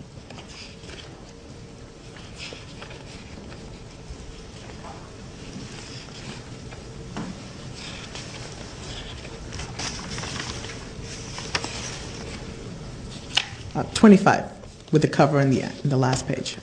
And the presentation takes about how long? I usually tell people who are coordinating the event to give me about an hour because I like to do the introductions first to get neighbors to get to know each other because that's one of the main priorities that we want to establish is that neighbors get to know each other and get to talk to each other so they can watch out for each other. So the idea is to not just have you explain how the program works, but to generate interest? Generate interest, enthusiasm, and also to get them to talk to each other. A lot of neighbors don't talk to each other these days. So just to get them to share with each other, look out for each other, and to care about one another. And that requires, I guess, some proaction, some proactive work. Yes, and that's why what I do during the beginning is to just let them introduce themselves, you know, where about they live, and also talk about the number one concern. So they all know that they might share that same concern. So they have something in common. And then what leads up to the meeting that you have, I take it, is you have been contacted by somebody on behalf of a homeowners association. In this instance, Mr. Zimmerman was asked to be that person? That's what I know of, yes. Okay.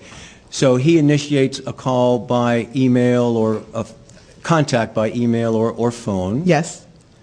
And then you and he sort of coordinate the business of you making the presentation. I believe my first contact with him was by phone, and he was expressing to me the issues that had gone in his community and how concerned he was with it, and the HOA as well, and how the HOA had asked him to kind of be the steering person to take this on and bring it about the community.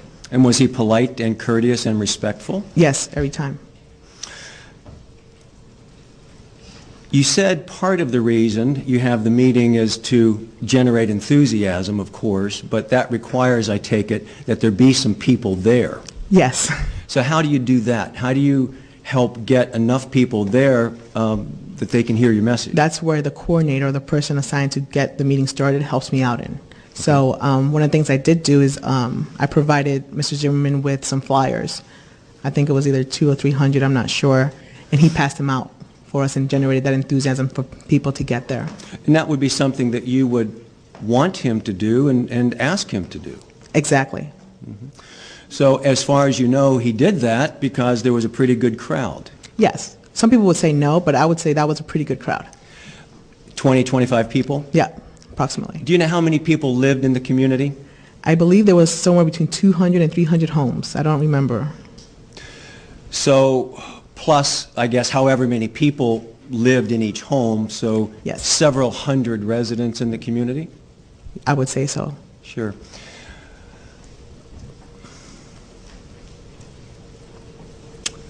So,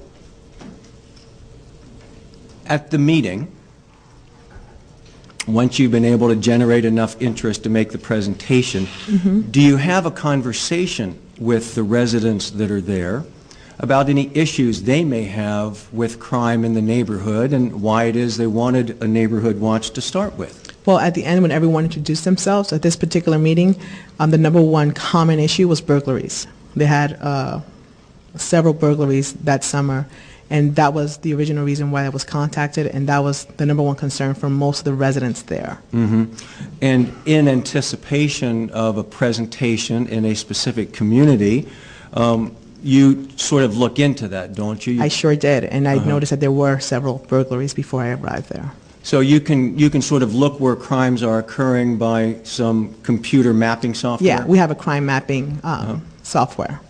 And you were able to verify, indeed, there had been a number of burglaries in this community. Yeah, I knew that before I went to the meeting. So you knew the concern was real? Yes.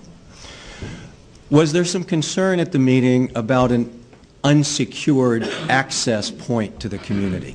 Yes, there was. Can you describe that a bit? Something about, either a gate not working or not having a strong enough fencing around the home. So there were some issues that they had with the HOA in particular about some kind of fencing that wasn't working. They had some issues about lighting and just the perimeter of the property. The perimeter being the outside area. Yes.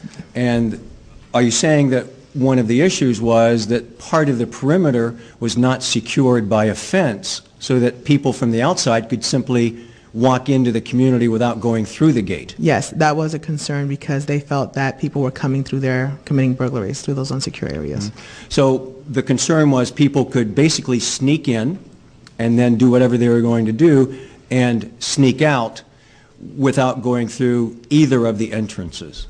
Yeah, either of the secured entrances that they have because they're a gated community. Okay. I take it that's not something you can help with particularly? Not particularly. What I could do is I could offer suggestions to the HOA about security and lighting, and just based on the concepts of SEPTED, I can give them some recommendations. But at that point in the meeting, Mr. John O'Brien said that that was going to be taken care of as far as lighting and some of the fence issues. You knew Mr. O'Brien to be the president of the Homeowners Association? Yes, I made him the date of the presentation.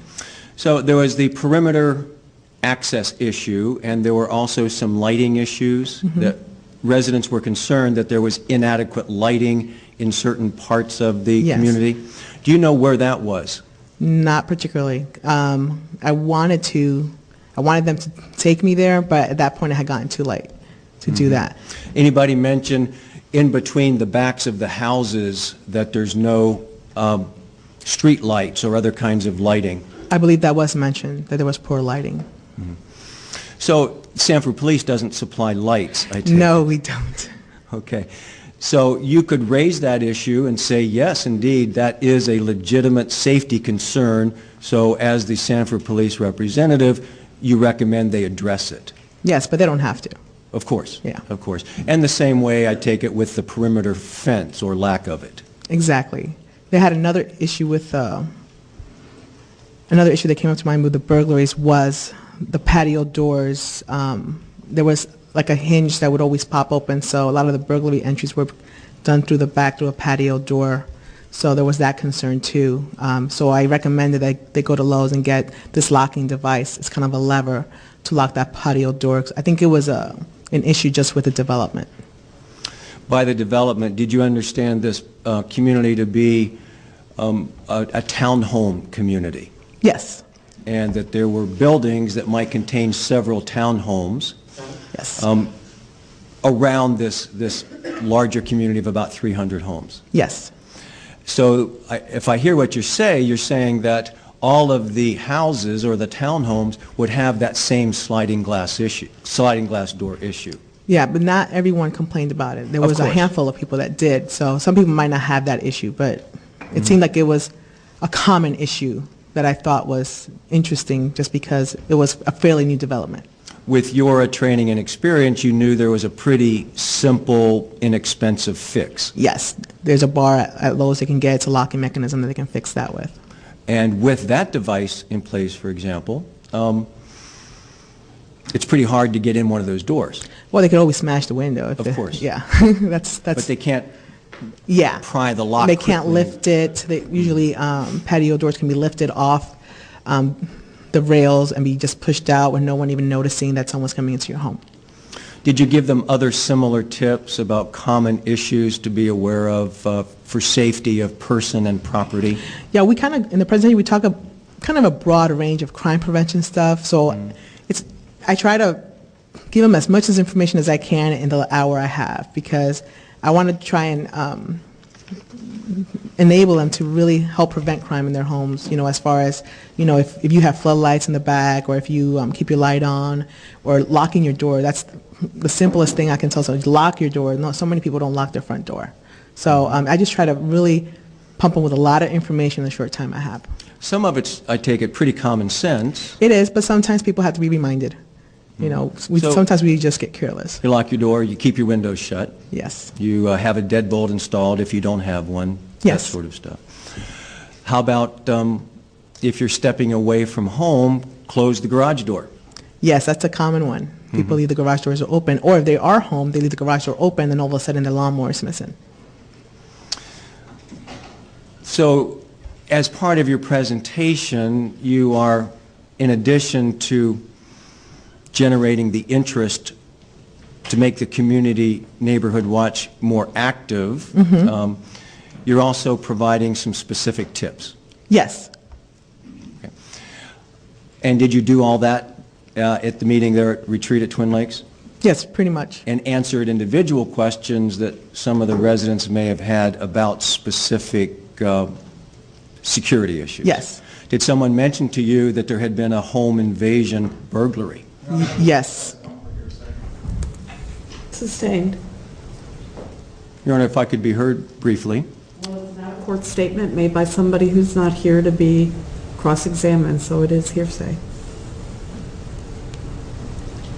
Admittedly, it is. I think there's an exception because this witness has been called to talk about her role in the community and why she did certain things. And she can do that without saying what somebody reported to her. So the objection is sustained and my ruling remains. Thank you, Your Honor. Thank you. Based upon what people told you they had experienced in the community, would you then give advice, maybe specific advice, about how to make their home more secure? Yes, that bar was one thing. We did have a resident who was pretty upset because someone in daylight had come into her home and attempted to burglary, and she had a small child. And she was really upset about that during the presentation, and that's one of the things that I would talk to. I try to tell them, I believe, I don't remember quite right if they entered through the back or if they entered through the front and she had the door unlocked, but she was upstairs. That was one instance where there was a burglary, and someone entered her home, and she was very frightened by it, and she shared that experience at the meeting with us. Was she very scared? Yes, because she had a baby. She was alone. It was just her and her baby, so it was very terrifying for her. It was evident to you that she was still traumatized? She was still shaken up by it, yeah. Do you know how recent that event may have been to your presentation? It was very recent because it seemed very fresh to her, so I believe it was within a month. Mm-hmm. Is the emphasis on communication, that aspect of it, is that to get the neighbors to be aware of what's happening at the other neighbor's property? Yes, that's a big part of it. Explain that a little bit more. Okay. Well, being part of a neighborhood watch, the best thing about it is to let neighbors know what's going on so you can protect yourself. So if you know that your neighbor next door has had a burglary, then you can be more aware that, hey, this is occurring, I need to lock up my stuff. But also, as a neighbor, you can look to see if there's anything suspicious going on, at your neighbor's house, or if there's something going on that, someone that doesn't belong there, or something that seems odd to you, to report it. Do you encourage neighbors to tell each other about anything suspicious? Yes. To share all the information you can, and whether you see anything suspicious, if any crime has been committed, just keep those lines of communication open. And if there are safety concerns or some issues, maybe not rising to the level of a call to the police, but a safety issue that might relate to something you said, how do you learn that? I don't understand the question. I'll be more clear, I'm sorry. Okay. Is the neighborhood watch coordinator the person that is sort of the focal point Yes. where this information funnels to? Yes. Explain that. Neighborhood watch coordinator is a liaison. So basically, the neighborhood watch coordinator would be the contact for the police department.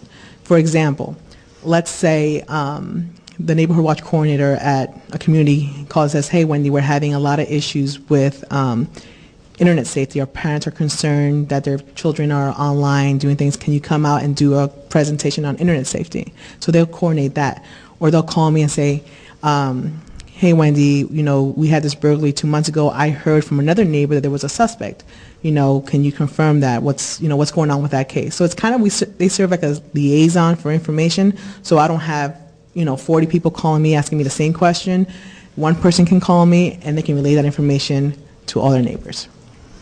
So in this instance, George Zimmerman was the person that the neighborhood was told to contact. Yes, he was a neighborhood watch coordinator. So when they had an issue, instead of calling you, they were directed, call Mr. Zimmerman, and he will be the person that gets in touch with you. Yes, if they wanted anything, any kind of special training, or they wanted to get some feedback on a case or whatever, then yes, that would be the case. And that's the way it's designed to work. Yes.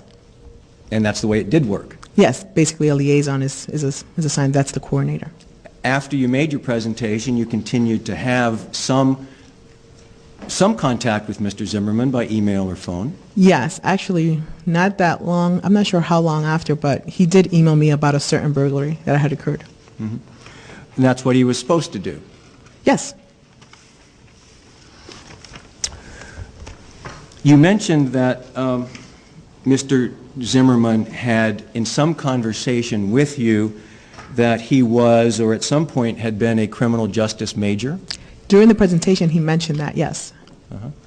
And did you think that was a bad thing? No, I thought that was great. Actually, I wanted to recruit him to be a citizen on patrol volunteer for the San Francisco Police Department, but he said no. Tell me what that program is. Okay. Citizens on Patrol. On Patrol. So Citizens on Patrol are police volunteers who go through a 4 to 5 week training program through the San Francisco Police Department. They have a polo shirt kind of uniform, and they drive in Citizen on Patrol vehicles with amber lights. That program, the Citizen on Patrol volunteers are part of an extensive background check.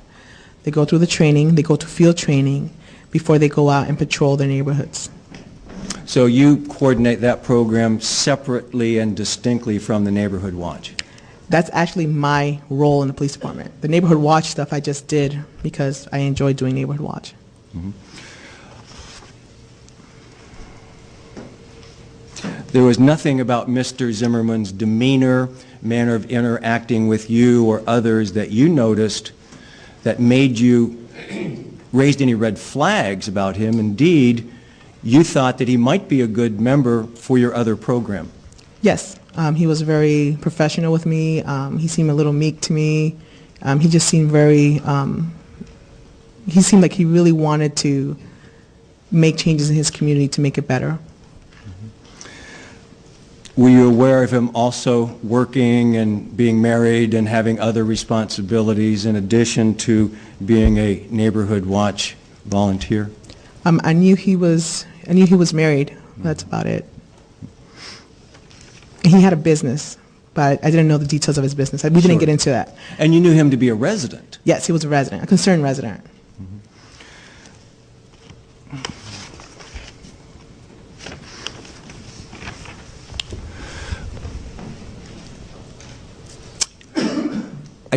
I think I heard you say, but if not, I'll clarify. You are not a sworn police officer yourself, is that correct? No, I'm a civilian staff.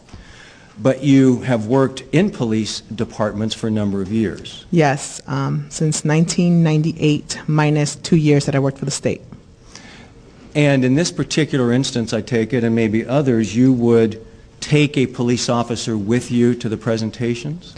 The way I generate that is I will let the lieutenant or the captain know, I'm going to have a neighborhood watch meeting, and the department would always want presentation there. And it really goes back to community policing. The officer has to know who the residents he serves. So it's really a great opportunity for residents to get to know their police officer, and for the officer to know who belongs in that community as well. The police officers that went with you, did they work that neighborhood, if you will?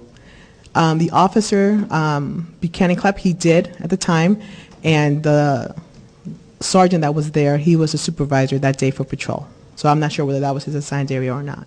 Mm-hmm. Excuse me, I'm going to grab some water. Sure. Help yourself if you care for some, too. Okay.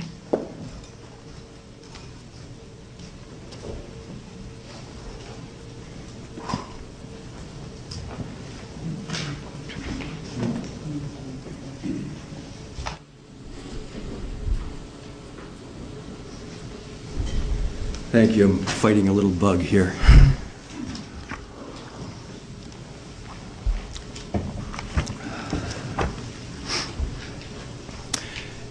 As a civilian representative of the police department,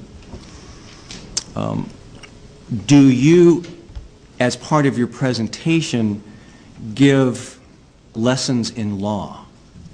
No, we don't talk about law, like what statutes are, no. Right. You don't say, for example, legally, for example, that someone may follow someone to gather information to report to the police.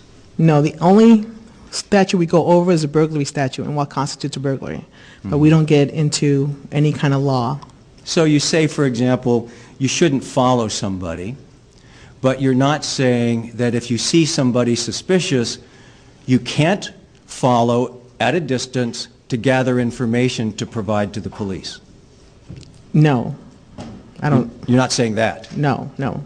Generally, it's a good idea. If you see somebody suspicious, don't engage them. Exactly.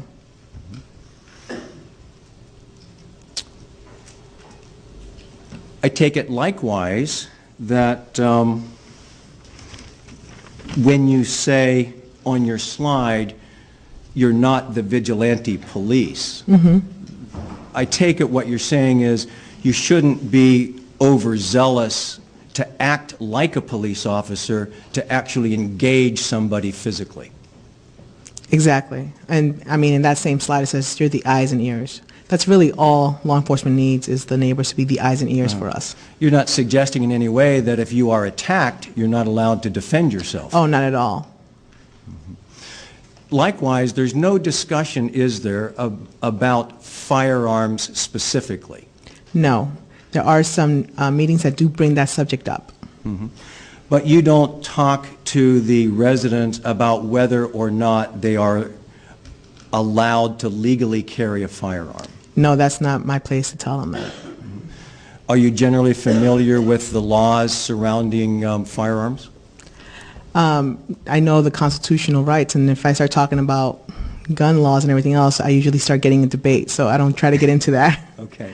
That's not something that you never say, for example, if anybody has a gun that they carry legally, you're not allowed to. No, I don't say that. You never get into that at all. No. I've had people question, I have this, what if I do that, kind of thing. Of course.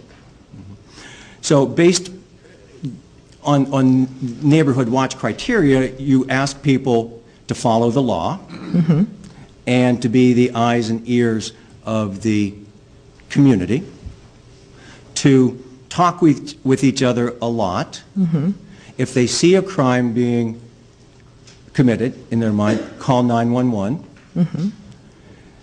If you would answer just out loud. Oh, yes, sorry. It's a tricky thing with the court reporter. Yes, I apologize. And that if you see something suspicious, but you can't necessarily say, I see a crime being committed, you're supposed to call the non-emergency number. Yes. Sometimes I would get questions like that. People say, well, how do I know if it's suspicious? I don't want to bother you guys for no reason.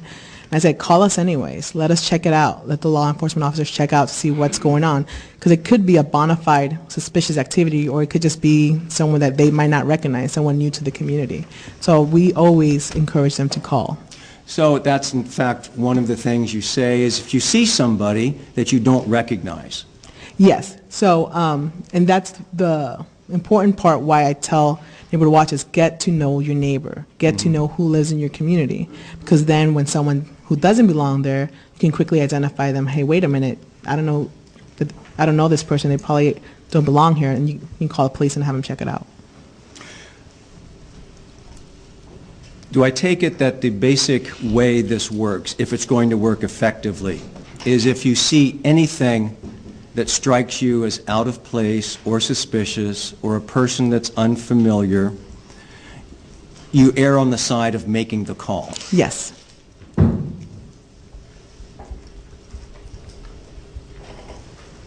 May I have just one moment?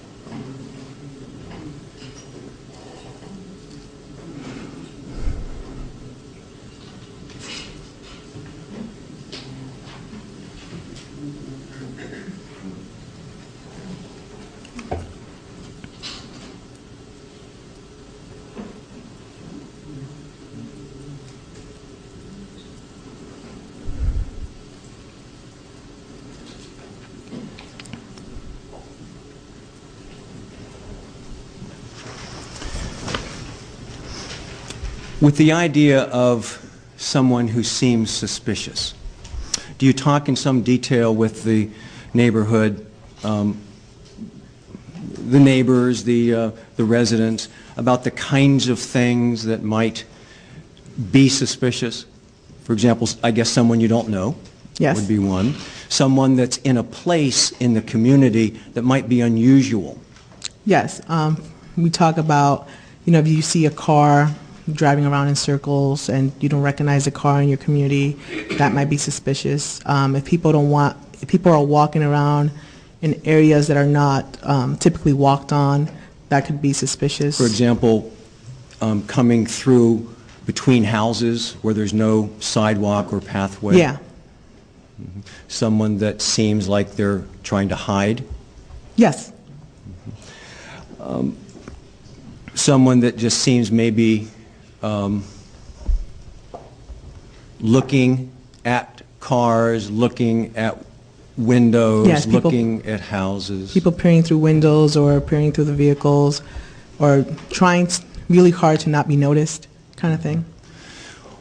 Or people that seem to be doing something that may be a little inconsistent with what common sense tells you people would be doing in a similar circumstance. For example, walking around without any particular purpose in the rain. Yeah, if you're just walking around in circles, yeah, that would be suspicious. Not circles, sure, but just the idea that someone's in the rain and they don't seem to be running or jogging, exercising. They just seem to be in a place in the neighborhood that seems a little wrong, and they don't seem to be having a purpose. Yeah, if there's no purpose, then, calling 911 or non-emergency dispatch. Sure. Non-emergency in that situation. Yeah, because they're not posing a threat, Not committing a crime, you can see. Yeah. Just something about them doesn't seem quite right. Yes. Did Mr. Zimmerman have contact with you, and in fact contact with your superiors after your presentation to compliment you on the work that you had done to help them with the neighborhood association? Yes, I think it was an email to my chief, but I think might have been before the presentation. I'm not sure. You might want to... When was the presentation? September 22nd, 2011. Madam Clerk, what is the document's exhibit number for identification? I believe it's Defendant's A. Pardon me? Defendant's A. A. May I approach, please? Yes, you may.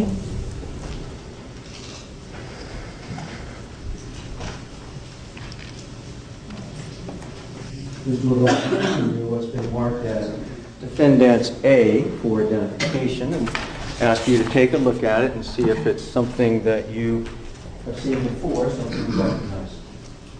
Yes, this was before the presentation, and this is George Zimmerman. He wrote an email to Chief Lee at the time, basically complimenting me on my professionalism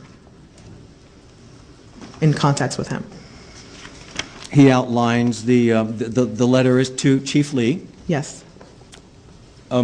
Recognizing you to Chief Lee for the work that you had been doing. Yes. And then, of course, Chief Lee's response copied to you. Yes. Let me just focus on the date for a second. I believe you said that the presentation was in late August of 2011? No, September 22nd, I believe. Not August 22nd? I'm not sure now. It was a while ago. This letter came before the presentation, if I remember correctly. Okay, fair enough.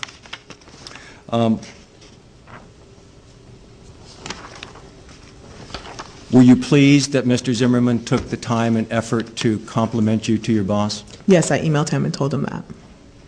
Thank you. Your Honor, I would move Defendant's A, please. Any objections? There is, Your Honor. There's a hearsay objection as to part of it. Okay, want to approach him? We'll talk about what part.